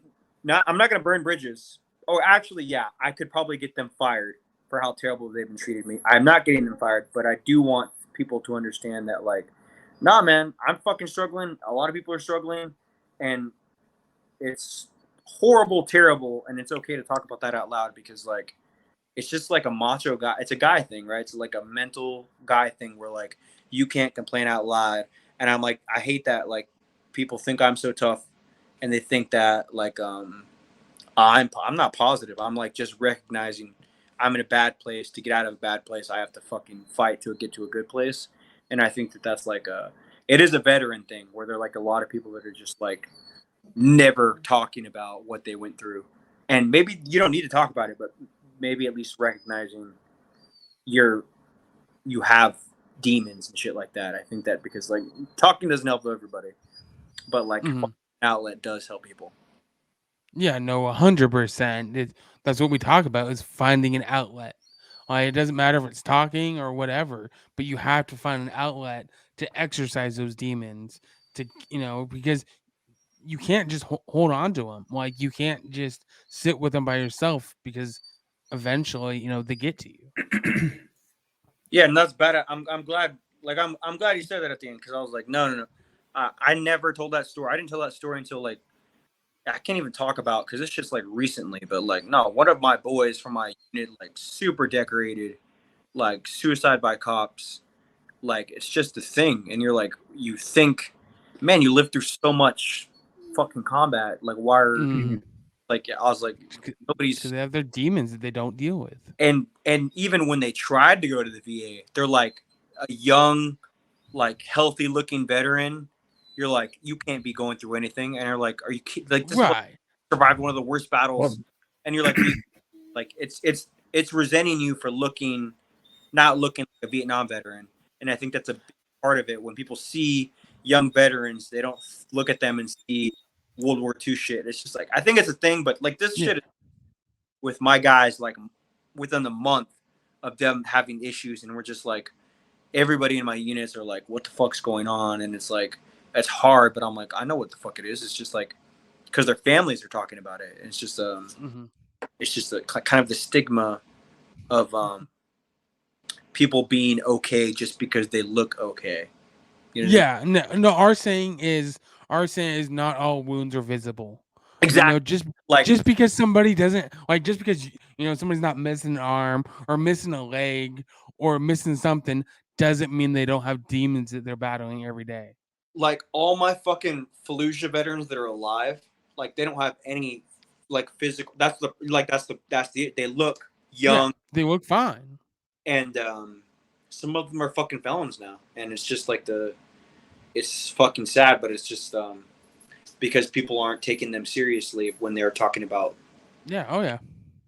And it's just that's the problem. Like because like I'm glad y'all said that shit because it is something that I'm like, it's a huge problem with mental health, but also the VA specifically. Like they're like, bro, you look like you're fucking 35. You're good.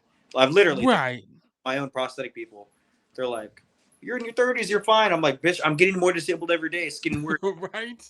And but it is a thing where they're just like, they make you pay for looking healthy, and that's kind of that's kind of something that I've seen a lot of combat veterans talk when about. you get, and even in public, like you say, like if I was standing next to you in public, they're gonna come up to you a lot more because you have visible injuries. Yeah, and that's something where it's like all my boys that are like I'm the least decorated of all my boys. Like all my boys that are army guys, like all the deployments they have, like it's just something where it's like the mental scars are like I mean, especially the army guys, like the amount of deployments because you guys have a whole lot retention rate.